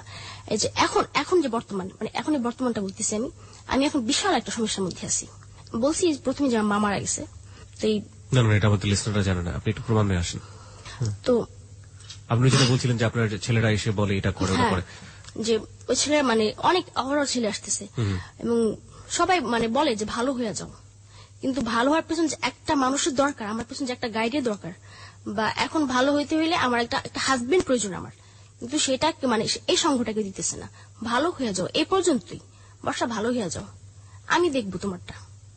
কিন্তু পরে ফোন দিয়ে হ্যালো ভাইয়া কই, আমি বিজি, বর্ষা পরে ফোন দিও, এই পর্যন্তই। তো এই এখন যে বর্তমানটা, গত 9 ডিসেম্বর 2012 আমার মা মারা গেছে, আমি ঢাকাতে। এবং আমি যখন খবরটা শুনি তখন আমি এক গেস্টের সাথে বসে কথা বলতেছি। এর মধ্যে আমার বাবা মাকে ফোন করছে যে বর্ষা কই তুই? বললাম তো বাইরে। কেন, কি হয়েছে? তো বলতেছে যে তোর মা খুব অসুস্থ, তোরা দেখতে চাইতেছে, আইসা পড়। তো অসুস্থ তখনই আমার কাছে একটুই লাগছে যে মা অসুস্থ, আমার দেখতে চায়, কখনই না, হয়তো আমার মা নাই। তখন আমি বলছি আব্বা মার কিছু হয়েছে? তো বলছে আর না, তোর মা অনেক অসুস্থ, তুই আসা পড়, তোর বড় আপা আসবে, তোর বড় মা আসবে, ওদের সাথে আসা পড়। তো আমি বললাম আমার বড় আপার ছেলে মানে সামনে পরীক্ষা। তো বলতেছে ওর তো অভি তো পরীক্ষা, অভি কিভাবে আসবে, ওরা আসবে না। তো বলতেছে ওরা আসলে আসুক, না আসলে আসুক, তুই চলে আয়। তো আমি বাসায় গেছি, বড় আপার বাসায় গেছি। বড় আপার বাসায় যাওয়ার পরে বড় আপা বলতেছে কিরে আম্মা কি অনেক অসুস্থ? এটা বড় আপা আমার বলতেছে, বড় আপার কাছে বলা হয় না যে আমার মা মারা গেছে। বললাম যে এরকম ভাবে তো কখনো বলে নাই, মনে হয় মা খুব অসুস্থ, চল দেখে আসি যা। তো বড় আপা আমরা সব একসাথে গেছি। যাওয়ার পরে দেখলাম যে আমার মায়ের লাশ। মানে মারে ঘৃণা করতাম না, ভালোবাসি, প্রচন্ড ভালোবাসি তারে, এখনো ভালোবাসি। আর আমি মনে করি যে আমার লাইফ থেকে কিছু একটা হারিয়ে গেছে আমার। যে আগে মানে যতই খারাপ করছে, একজন ফোন করে আমাকে জিজ্ঞাসা করছে বর্ষা কই আছিস মা, ভালো মতো চলিস। কিন্তু এখন সে বলার মতো লোকটা আমার নাই, যে আমি খারাপ করলেও সে আমার বলছে। তো এখন যে প্রবলেমটা, এই যে এখনো এই যে 31st নাইটে বিশাল বড় লোকের ছেলেরা আসছে আমার কাছে, সেক্স করার জন্য আসছে। মানে সেক্স করার আগে বলতেছে, বর্ষা তুমি শুনলাম তোমার নাকি থাকার খুব সমস্যা ঢাকা শহরে। হ্যাঁ ভাই, থাকার খুব সমস্যা। কোথায় আছো এখন তুমি? আমার বড় আপার বাসায় আছি, ওইখান থেকে আমার বিহিত সমস্যা। কেন সমস্যা? আমার বড় আপা যেহেতু একটা ভালো মেয়ে, সে কখনই চায় না যে তার বাসা থেকে একটা মেয়ে এরকম বারবার বের হোক। আর বারবার একটা মেয়ে যদি বের হয় তাহলে এটা ভালো চোখে কেউই দেখে না, এমনি বুঝতে পারে। তো বলতেছে কোনো সমস্যা নেই, আমরা বাসা নিয়ে দিব, নিয়ে দিতেছে। এই পর্যন্তই, ওই 31st নাইট পর্যন্তই তাদেরই। আজ পর্যন্ত ফোন করে জিজ্ঞাসা করেন বর্ষা কেমন আছে। গেস্ট পার্সপেক্টিভ থেকে এটাই হওয়া স্বাভাবিক বর্ষা, এটা নিয়ে আমাদের কোনো দ্বিমত নেই। কিন্তু আপনার জায়গা থেকে আমাদের প্রশ্নগুলো হচ্ছে, আপনার গল্প কি এখানেই শেষ নাকি আপনি আরো কিছু কন্টিনিউ করতে চান? না, এখানেই শেষ। মানে আমি যেটা এখানে এসে বোঝাতে চাইলাম যে আমার কোনো ভুল ছিল না। মানে আমি যে গল্পটা বলছি আমার লাইফে, আমার এখানে যদি ভুল থাকে আপনি বলতে পারেন যে না বর্ষা তোমার তলায় এইখানে ভুল ছিল। আই হ্যাভ সাম কোয়েশ্চেন্স, আমার আপনার কাছে কিছু প্রশ্ন আছে। প্রথম কথা হচ্ছে যে হ্যালো 8920 এর স্টোরিটা এতটা ছোট হবে আমি চিন্তা করি নাই। ঠিক আছে, ছোট হয়েছে, স্টোরি আসলে স্টোরি, জীবনের গল্প যা তাই। প্রথম কথা হচ্ছে আপনি এখনো এই লাইফের সাথে জড়িত। হ্যাঁ, আপনি এখনো এই আপনার শারীরিক যে সম্পর্ক, যেটা আমরা বলে থাকি অবৈধ শারীরিক সম্পর্ক, সেটার সাথে আপনি জড়িত। আপনি এটা থেকে কেন সরতে পারছেন না? আপনার মূল কারণটা আপনি বলেন যে আপনি এটা থেকে কেন সরতে পারছেন না। আমি এটা থেকে কেন সরতে পারছি না? মানে এখন আমি সরে কি করব? আমরা কি বিয়ে করবে?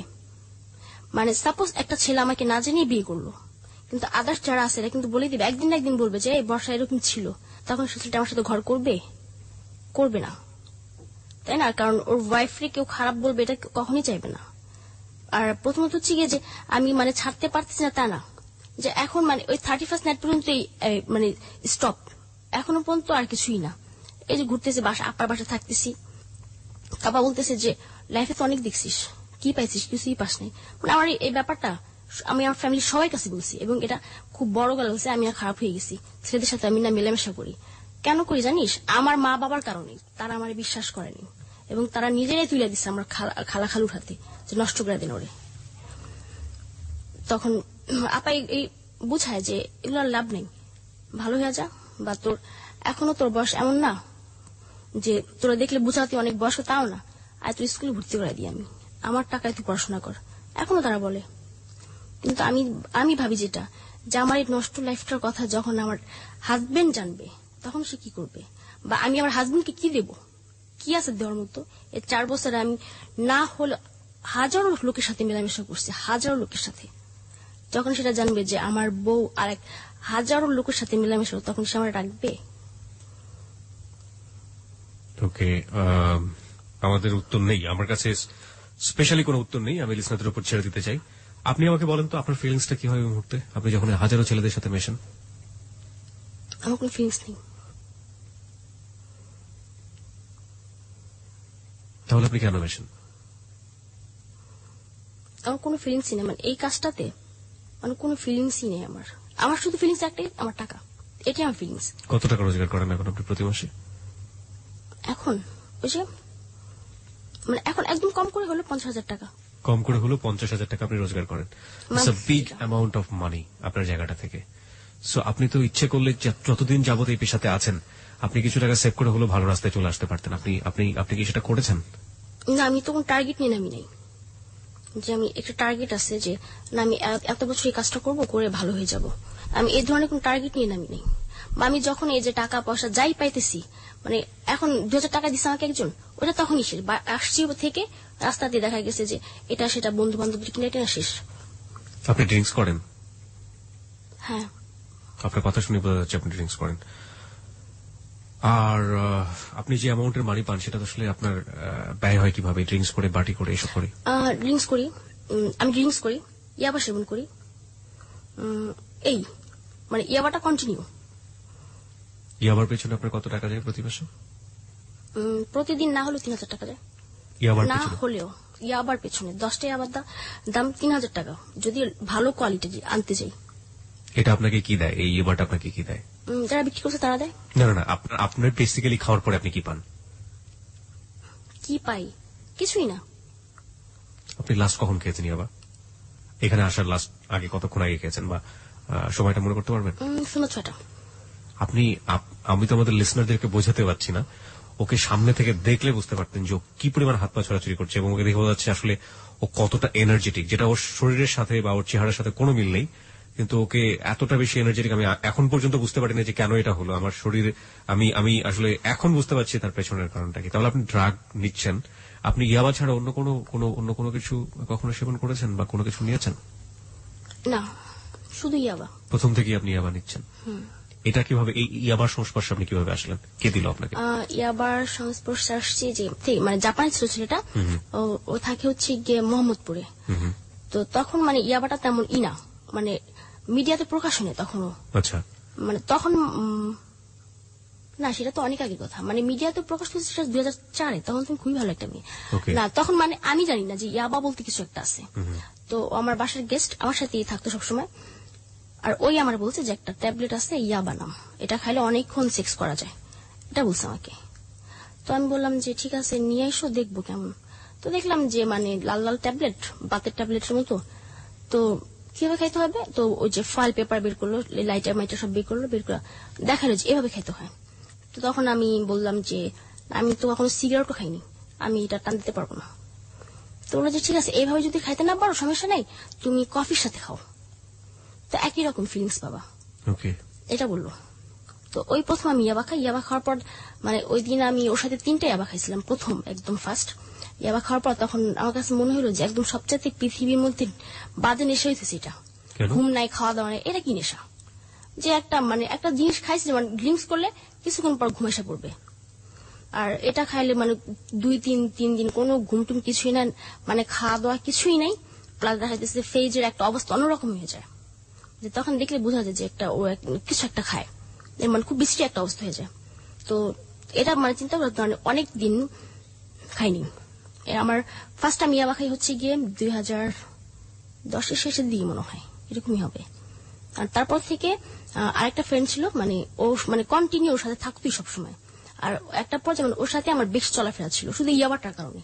আর এটা কোথায় পাওয়া যায় না পাওয়া তখন আমি জানতাম না, মানে এখন যেমন জানি জহর ওর ফোন দিলে আসতেছে, মানে তখন কিভাবে আসে এটা আপনার যদি বলতে কোনো সমস্যা না হয়? দেখা গেছে যে মানে ইয়াবা ব্যবসায়ী যারা আমাদের এলাকা যারা আছে তাদেরকে ফোন দিলে ওরা এসে দিয়ে যায়। সো আপনার তাদের সবার সাথে কানেকশন আছে? না, কানেকশন বলতে মানে ফিজিক্যাল রিলেশন না, হ্যাঁ ইয়াবা খাই এই পর্যন্তই।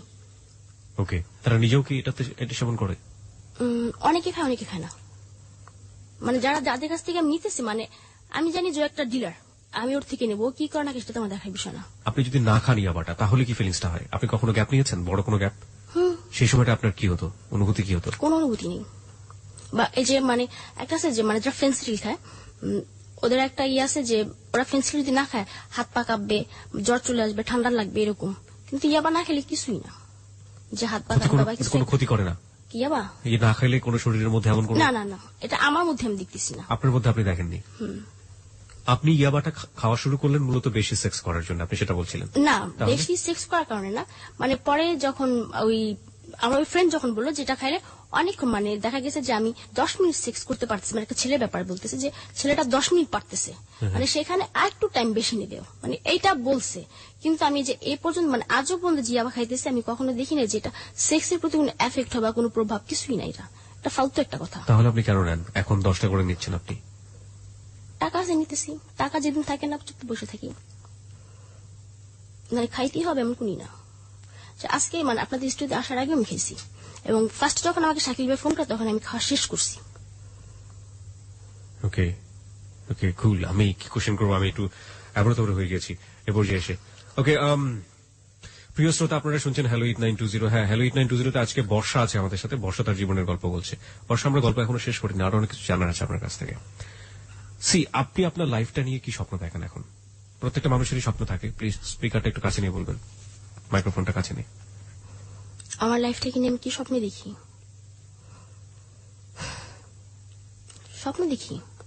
স্বপ্ন দেখতে বারণ নেই, আর এমনও না যে স্বপ্ন দেখতে কিছু লাগবে বা কেউ এসে আমার বাধা দেবে, এই তুই বাজে একটা মেয়ে দিয়ে কেন স্বপ্ন দেখতেছিস। স্বপ্ন দেখি, প্রতিদিন আমি চোখ ভরে স্বপ্ন দেখি যে আমার খুব ভালো একটা বিয়ে হবে, এই তো আমার লাইফটা আমি গোছাবো, এরকম স্বপ্ন আমি দেখি। আপনি কি পারবেন কথা দিতে যে একটা ছেলে আপনাকে সবকিছু মাফ করে দিয়ে আপনাকে নিয়ে সুখী হতে চাইলো, ঘর সংসার করতে চাইলো, সেই ছেলের কোনো একটা আচরণে বা সেই ছেলের কোনো খারাপ আচরণে আপনি পূর্বের লাইফে ফিরে যাবেন না? কখনই না। আগে আমারটা দেখতে হবে যে আমি তো ছিলাম এক সময়, সে না একটা করছে, মাফ করে দিই, সে তো আমার কতগুলো করে দিছে। ওকে, তাহলে আপনি এই লাইফটাকে কেন লিভ করছেন না? আপনি বলছেন যে আপনাকে কেউ একজন এসে আপনাকে হাত ধরে নিয়ে যাবে এখান থেকে, সেটা না হয়ে আপনি নিজে থেকেও স্টপ করতে পারেন। নিজে থেকে স্টপ করে আপনি আপনার জায়গাটাতে লম্বা একটা সময় নিয়ে ভালো সময় পার করতে পারেন, তারপরে আপনি অপেক্ষা করেন কারোর জন্য। আপনি সেটা কেন করছেন না? না, আমি যে লম্বা সময় পার করি তা কিন্তু না। এর মধ্যে 6 মাস একদম টোটালি গ্যাপ ছিল, এটা এই সেক্সুয়াল ব্যাপারটা মানে টোটালি গ্যাপ ছিল। হ্যাঁ, ভালো হয়ে যাবো আমি, কিন্তু কই মানে ওই ধরনের কোনো সারা শব্দ, ওই একই ফোন দিতেছে, আসো, এই পর্যন্তই। হ্যাঁ, বাবা মার কথা শুনি নাই যে তা না, শুনছি, তাদের কথা শুনছি আমি। আপনার ফ্যামিলি থেকে ট্রাই করেনি আপনাকে বিয়ে দেওয়ার জন্য? আপনার বাবা ট্রাই করেনি? এখনো পর্যন্ত না। আপনার বোনরাও ট্রাই করেনি? কেউ না। আমার যে ছোট বোন, মানে আমার মার পেটে, আমরা 2 বোন, তো আমার যে ছোট বোন, ওর কিন্তু বিয়ে হয়েছে কত, প্রায় 4-5 বছর হয়ে গেছে, বিয়ে হয়ে গেছে। কিন্তু আমার ফ্যামিলি আজও পর্যন্ত মানে তাদের একটা দায়িত্ব আছে না, থাক ও খারাপ হয়েছে তাতে কি হয়েছে, ওরা গ্রামে নিয়ে বিয়ে দিয়ে দিই, এরকম তাদের ভিতরে কোনো ফিলিংস আমি দেখিনি। মাঝখানে তো একবার চেষ্টা করেছিল, আপনার মা বলেছিল, আপনি তখন জাননি? আমার মায়ের মানে যা করছে শুধু মাই করছে, তারপর দেখা গেছে বাবার কোনো উৎসাহ পায়নি, সেজন্য হয়তো সে সাহস পায়নি। আপনাকে হাজার হাজার মানুষ আজকের স্টোরি শুনে গালি দিতে পারে, ইভেন দিচ্ছ অনেকে খারাপ বলবে, খুব বেশি কিছু মানুষ যারা সিম্প্যাথি দেখাবে। আপনার অনেক ক্লায়েন্ট আজকে এই গল্পটা শুনেছে, তারা লজ্জায় মুখ ঢাকবে। তাতে সবার উদ্দেশ্যে আপনার কি বলার আছে? সবকিছু মিলিয়ে শ্রোতাদেরকে আপনার কি বলার আছে? সবকিছু আমার সেই ক্লায়েন্ট দেখে না, শুধু ক্লায়েন্টদেরকে না, ক্লায়েন্টদের সবকিছু আমি পার্টিকুলারলি আলাদা করে শুনবো। তার আগে আপনি আমাকে বলেন তো, আপনি হ্যালো 8920 কেন আসলেন? কেন আসলাম, আমি যেদিন ফার্স্ট এইটার গল্পটা শুনি, মানে সেদিন মানে রবিন নামে একটা ছেলে আসছিল আপনাদের স্টুডিওতে, সেটা 2টা বিয়ে করছিল, মানে ওইটাই মানে ই করতেছিল, সে শেয়ার করতেছিল। মানে একটা পর্যায়ে আপনি তাকে পাগল বলছিলেন, যে আপনি আসলে একটা পাগল, মানে সবকিছু মিলে আপনি একটা পাগল, এটা তারা বলছিলেন। তো মানে আমি ওই দিনই ফার্স্ট শুনছি, মানে এরকম একটা গল্প যে ওই দিনই আমি ফার্স্ট শুনলাম।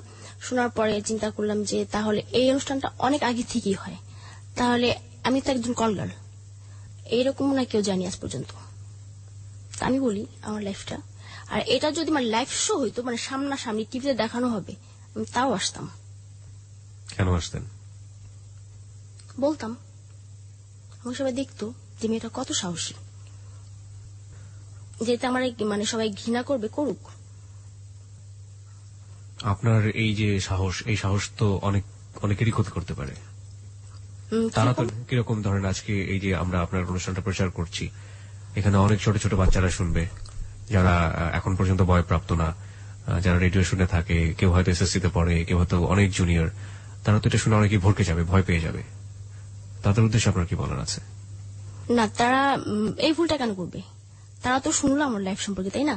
যে অ্যাকচুয়ালি এটা কোনো মানে আনন্দদায়ক বা কোনো মজার কোনো লাইফ না, যে আমি এই যে যতগুলো কথাই বলছি, হ্যাঁ আমার সাহস আছে তারপরে বলছি, কিন্তু নিজে তো একটা লজ্জার তো একটি আছে, যে আপনার সামনে আমি বলতেছি কথাগুলো, আমি কি একটু লজ্জা পাচ্ছি না? পাচ্ছি। আমি কিন্তু এখানে অনেকগুলো মানে জিনিস এড়াইছি আপনার কাছে, যেগুলো আমি লজ্জায় বলতে পারি নাই। লেটস সি, আমার মনে হয় আপনি শেয়ার করেন, আমার তারা শুনুক। আমার কোনো লজ্জা নেই, বিকজ আমি এখানে যখন অনুষ্ঠান উপস্থাপনা করি তখন লজ্জা, শরম, ভয়, ভীতি সবকিছু ঝেড়ে চুটে দিয়ে আসি। আমি রিয়েল জিনিসটা উপস্থাপন করার চেষ্টা করি, আর সেটা আমাদের শ্রোতারা কিভাবে শুনে, সেটাকে কিভাবে নিচ্ছে, তাদের উপরে আমরা ছেড়ে দিই। Radio is one sided media, এটা 10 জনে মিলে শুনতে হবে এমন কোনো কথা নেই। প্রত্যেকের কারণে হেডফোন দিয়ে নিজে নিজে শুনতে পারে, তার জায়গাটা থেকে সে ইভালুয়েট করে শুনবে যে আসলে যেটা বলছে। আপনি তো আমাদের সমাজের চিত্র, আমরা সমাজের চিত্রটাই এখানে উপস্থাপন করছি, আপনাকে অ্যাভয়েড করার কোনো সুযোগ আমাদের নেই। আপনি কি কি অ্যাভয়েড করেছেন সেগুলো আপনি আমাদের সাথে যদি চান শেয়ার করতে পারেন। না, অ্যাভয়েড করতে বলছি কি, মানে অ্যাভয়েড করছে এতটুকুই, মানে কয়েকটা মানে সিরিয়াস ব্যাপার, যে মানে যেগুলো শুনলে মানুষ বলবে যে পৃথিবীতে মানে এরা কি, বা মানে যে মেয়েটা একটু আগে তার বাবা মার সম্পর্কে এতটুকু ভালো বললো, মানে সেই ফ্যামিলি, মানে সে বাবা মা পাশের রুমে সেক্স করতেছে, এটা তার বাবা মা কিভাবে মেনে নিল? এরকম কি ঘটনা ঘটেছে যে আপনি আপনার বাবা মা জানতো, এবং পাশের রুমে ক্লায়েন্ট নিয়ে আপনি এরকম ডিল করেছেন কখনো? ক্লায়েন্ট আনতো হচ্ছে গিয়ে সে আমার স্টেপ মাদার, যে সে ক্লায়েন্ট আনতো। এই পার্টটা আমার একটু জানা দরকার। আমি এই পার্টের আগে স্টেপ মাদার এবং ফ্যামিলি পার্টটা অনেক অনেক বেশি ইম্পর্টেন্ট, বিকজ ও যেটা বলছে যে আমরা যেটা জানতাম পুরো স্টোরিতে যে স্টেপ মাদার শুধুমাত্র চেয়ারম্যানের কাছে নিয়ে গেছে, কিন্তু মাঝখানে স্টেপ মাদারের অনেক বড় একটা পার্ট সে এখানে হাইড করে গেছে। আমরা একটু জানতে চাই, ফ্যামিলির কাছে আমরা আরেকবার একটু ফিরে যেতে চাই। সংবাদের পরপরই আমরা ফিরে আসবো। ফিরে আসার পর আমরা আজকের এই গল্প খুব ছোট করে শেষ করে দিব। সেখানে যদি আপনাদের কিছু বলার থাকে আপনারা বলতে পারেন। আর এই মুহূর্তে যারা ফেসবুকে রয়েছেন, যারা বর্ষাকে নিয়ে বিরূপ কোনো মন্তব্য করছেন, তাদের সবাইকে আমরা রিকোয়েস্ট করব, please do not do that, respect this girl. Okay, সে অকপটে স্বীকার করেছে এবং তার আজকের যে অবস্থা, সেই অবস্থার পেছনে তার পরিবার দায়ী, তার বাবা মা নিজে দায়ী।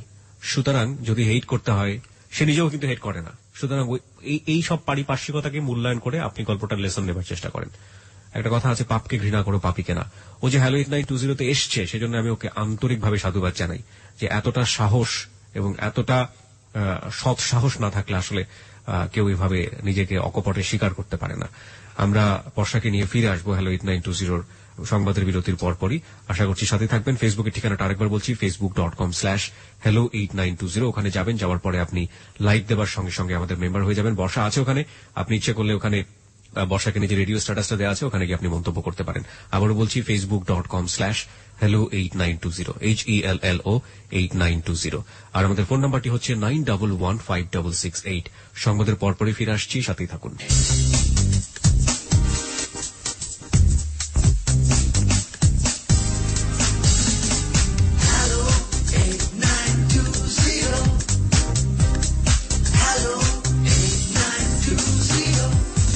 সংবাদের বিরতির পর আমরা আবারও ফিরে এসেছি হ্যালো 8920-তে। আপনি শুনছেন এবিসি রেডিও।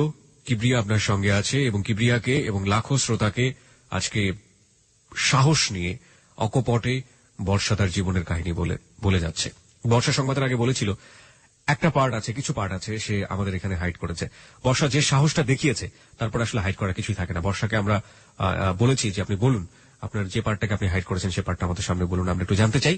তার আগে বলে দিই, আমাদের ফেসবুকে আপনি মেম্বার হতে পারেন হ্যালো 8920। আমাদের ফেসবুকের ঠিকানা হচ্ছে facebook.com/hello8920। ওখানে বর্ষাকে নিয়ে একটু রেডিও স্ট্যাটাস দেওয়া আছে, আপনি চাইলে বর্ষাকে যে কোনো প্রশ্ন এবং মন্তব্য করতে পারেন। আর যারা অশালীন প্রশ্ন এবং মন্তব্য করবেন তাদেরকে এই পেজ থেকে সম্পূর্ণরূপে ব্লক করে দেওয়া হবে। সুতরাং আমি সবাইকে রিকোয়েস্ট করছি, হ্যালো 8920 যারা মেম্বার আছেন তারা প্লিজ কোনোভাবেই অতিথিকে অসম্মান করা হয় এরকম কোন আচরণ করবেন না। প্রত্যেকেরই জীবন প্রত্যেকের জায়গাতে অনেক বেশি মূল্যবান। প্লিজ দয়া করে এমন কোন আচরণ করবেন না ফেসবুকের এই পেজটিতে, কারণ আপনার আইডি দিয়ে, আপনার আইডি কিন্তু আপনার পরিচয়, আপনার আইডিতে আপনি যেটা লিখছেন সেখানে ওখানে হাজার হাজার মানুষ দেখছে, লাখ লাখ মানুষ দেখছে। সুতরাং এমন কোন আচরণ করবেন না, এমন কিছু লিখবেন না যাতে আমরা বাধ্য হই আপনাকে ব্লক করে দেওয়ার জন্য। প্লিজ, আমরা সবাইকে নিয়ে থাকতে চাই, ওখানে দয়া করে এমন কোন কমেন্টস, এমন কোন বাজে কোনো মন্তব্য করবেন না। গঠনমূলক আলোচনা করুন, গঠনমূলক সমালোচনা করুন, আপনি ঘটনার পেছনের ঘটনাকে নিয়ে ভাবার চেষ্টা করুন প্লিজ। বর্ষা মূলত লাখো মানুষের উপকার করে দিয়ে যাচ্ছে আজকে। বর্ষা তার নিজের জীবনের ঘটনা বলে প্রমাণ করে দিয়ে যাচ্ছে যে সে আসলে ভালো চায়। বর্ষার মতো আর কেউ না হোক, বর্ষা সেটা নিশ্চয়ই চায়, যে জন্যই মূলত বর্ষা এখানে এসছে। যাই হোক, আমরা বর্ষার যে পার্টটায় বর্ষা হাইড করেছে সেটা আমরা জানবো। আর ফেসবুকের ঠিকানাটা আমি আবারও বলছি, facebook.com/HELLO8920, facebook.com/hello8920। ওখানে গিয়ে লাইক দেবার সঙ্গে সঙ্গে আপনি হ্যালো 8920 মেম্বার হয়ে যাবেন। আর আমাদের ফোন নাম্বারটি হচ্ছে 91156668।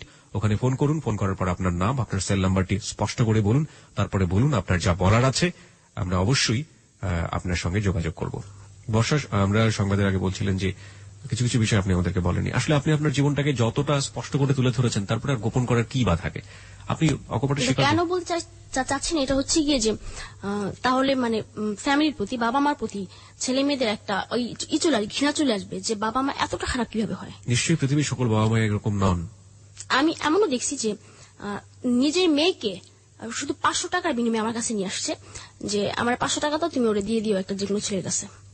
ও মাই গড, মানে আপনাদের এরিনাতে এটা হয়? হ্যাঁ, মানে এটা আমি নিজের চোখে আমার দেখা। মানে আপনি বলছেন যে ফিজিক্যালি যে ব্যবসাটা বা আছে সেখানে বাবা মারাও অনেক বেশি ইনভলভ থাকেন। আপনার ক্ষেত্রে কি হয়েছে? আপনি স্টেপ মমকে নিয়ে কিছু একটা বলছিলেন। আমার ক্ষেত্রে সে তো প্রথমে যে চেয়ারম্যানের কাছে দিছে, তারপরে মানে যখন দেখছে যে আমি অহরহ এটা করতেছি, সবাই জানতেছি করতে, তখন সে বলল যে রাস্তা রাস্তা না ওখানে যে বাসায় তো করতে পারিস, বাসায় ক্লায়েন্টন তুই অন্য জায়গায় যাচ্ছিস বা অন্য একটা বাসায় নিয়ে গেলে সেখানে ফ্ল্যাট ভাড়া তো তোর দিতে হয়। তো এরকম মানে করছি। আমার বাবা মা 500 রুমে বসা, আমি 500 রুমে ক্লায়েন্ট নিয়ে সেক্স করতেছি। মানে তখন মানে বাবা মার সামনে এসে দাঁড়ানো যে একটা মেয়ের জন্য কতটা মানে লজ্জাজনক। আর আমি যখন এই লাইফটাতে জড়ায় পড়ছি মানে সেই থেকে আজও পর্যন্ত আমার বাবার সাথে, যদি আমার মাকে কখনো ফোন দিছি, বাবা যদিও রিসিভ করছে, মা কই, মার কাছে দাও, এ পর্যন্তই। আজকে মানে আমার মা মারা যাওয়ার পরে বাবা ফোন দিছে আমাকে ঢাকাতে আসার পর, কিন্তু আমি ফোন রিসিভ করিনি।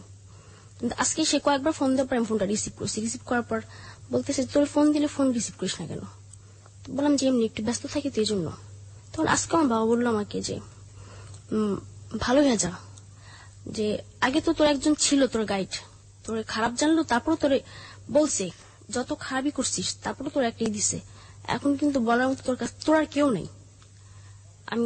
আমি আছি না থাকার মতোই, যে একটা মা যতটা দেখে রাখতো বা দেখে রাখছে তোরে, আমি পারবো না। এখনো সময় আছে, চেঞ্জ হয়ে যা তুই। আচ্ছা,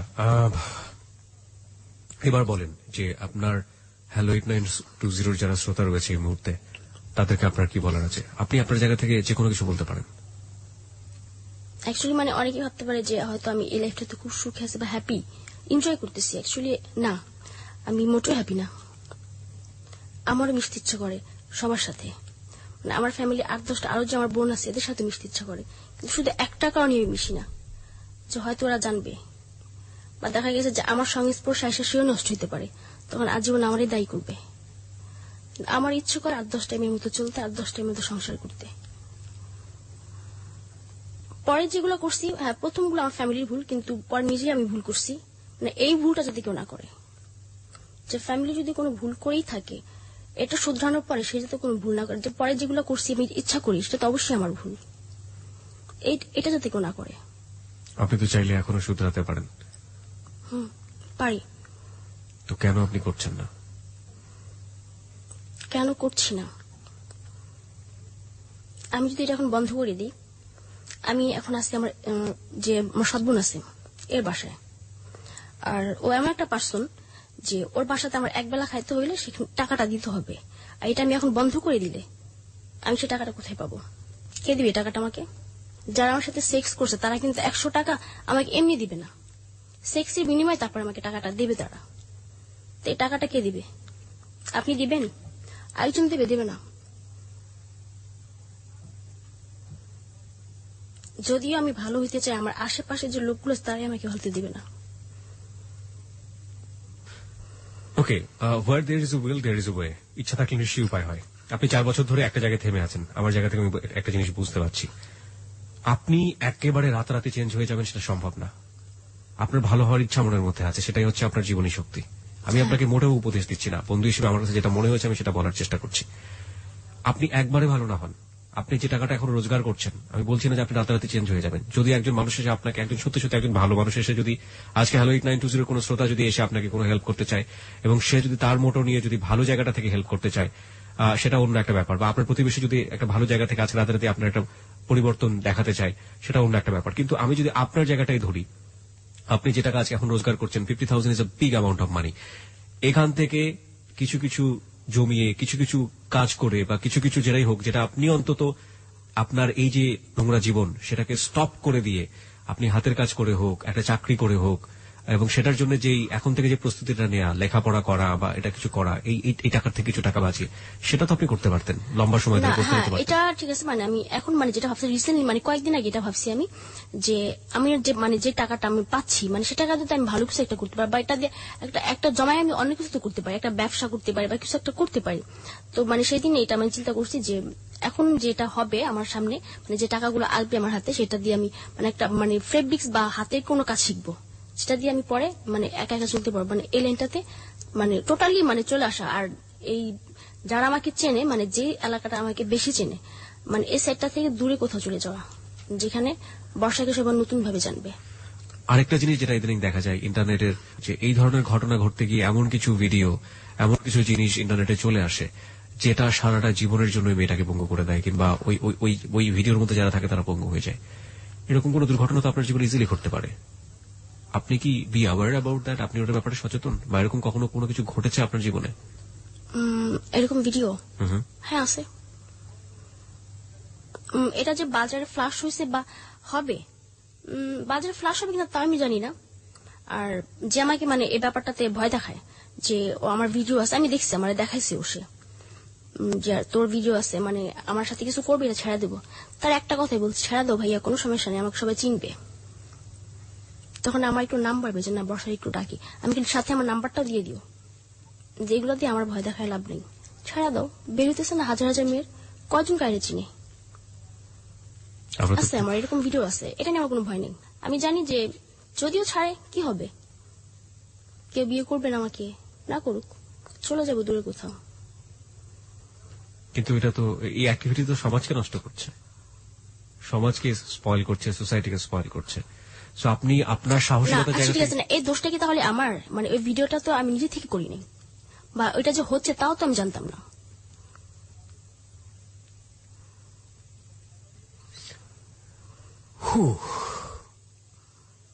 আমার কাছে কিন্তু যে ভিডিওটা করছে এ কি হবে? আচ্ছা, আপনার একটু লেভেলটা বুঝতে চাই। আপনি এই যে এই জগৎটাতে আপনি আছেন অনেকদিন ধরে, কোন ধরনের, আপনি হাই সোসাইটির কথা বারবার বলছিলেন, কোন ধরনের মানুষ পর্যন্ত আপনি রিচ করতে পেরেছেন, যদি হাই সোসাইটির একেবারে আপার লেভেল পর্যন্ত বলেন? মন্ত্রী বলতে গেছি, নাম বলতে চাচ্ছি না, ওই পর্যন্ত গেছি। মন্ত্রী পর্যন্ত গেছেন আপনি? মানে মন্ত্রীরাও?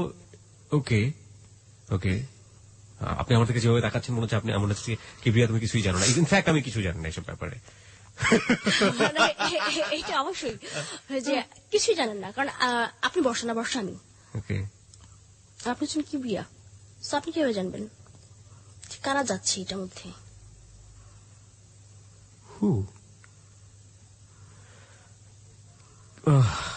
আর কি বলার আছে বর্ষা? কিছু বলার আছে? আর কি বলবো, এই তো মানে আমি যে লাইফটাতে আছি এটাতে যাতে কেউ ইচ্ছা করেও না যায়, বা কোনো কারণে যদি সে চলে যায়, ভালো না, এটা জঘন্য পথ। আপনার জন্য হ্যালো 8920 লিসনাররা কিছু করতে পারে? কেউ আসবে না। আজকে আপনার কাছে আমি বলে গেলাম যে এই ব্যাপারে কেউ আসবে না, সবাই বলবে।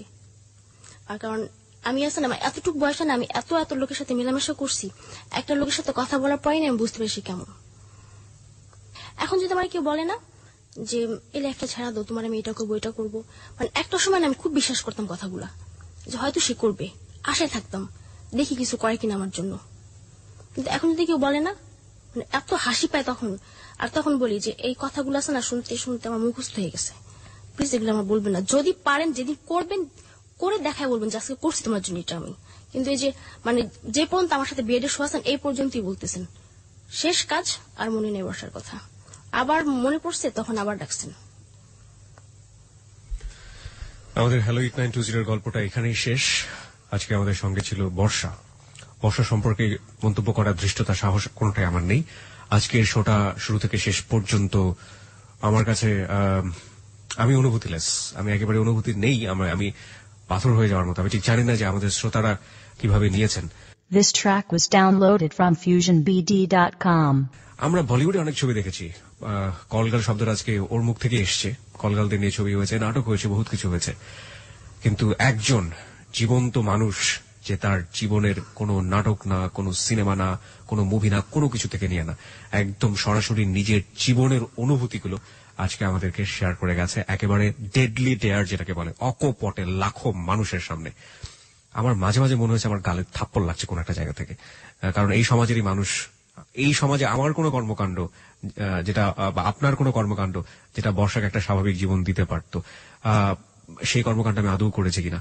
যাই হোক, বর্ষা যে কথাটা লাস্টে বলেছে যে কেউ দিবে না আপনাকে, লাখো মানুষ শুনেছে না, কেউ দিবে না, আমি আসলে সেভাবে বলতে চাই না। আমি অনেক আশাবাদী একজন মানুষ, নিশ্চয়ই ভালো না কেউ অবশ্যই লুকিয়ে আছেন।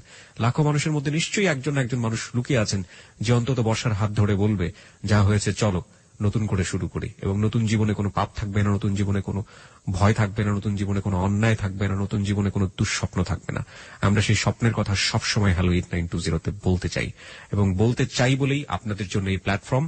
আপনি আসুন, অকপটে আপনার জীবনের গল্প বলুন। আপনার জীবনের গল্পের মধ্যে আমাদের কোনো অ্যাডভাইস থাকবে না, কারণ বর্ষা জানে তার জীবনে ভালো কি মন্দ কি, এবং বর্ষার গল্প আজকে যারা শুনেছেন তারাও জানেন যে তাদের জীবনে বর্ষাকে আপনারা কিভাবে মূল্যায়ন করবেন, কোন কাজে লাগাবেন, কোন কাজে লাগাবেন না। সুতরাং নতুন করে এখানে পরামর্শ দেওয়ার মতো কিছু নেই। শুধু শেষ বেলাতে একটা কথা বলার আছে, যারা এখানে জীবনের গল্প বলতে আসে, আপনাদের হাতে পায়ে ধরে অনুরোধ, please please please do respect them.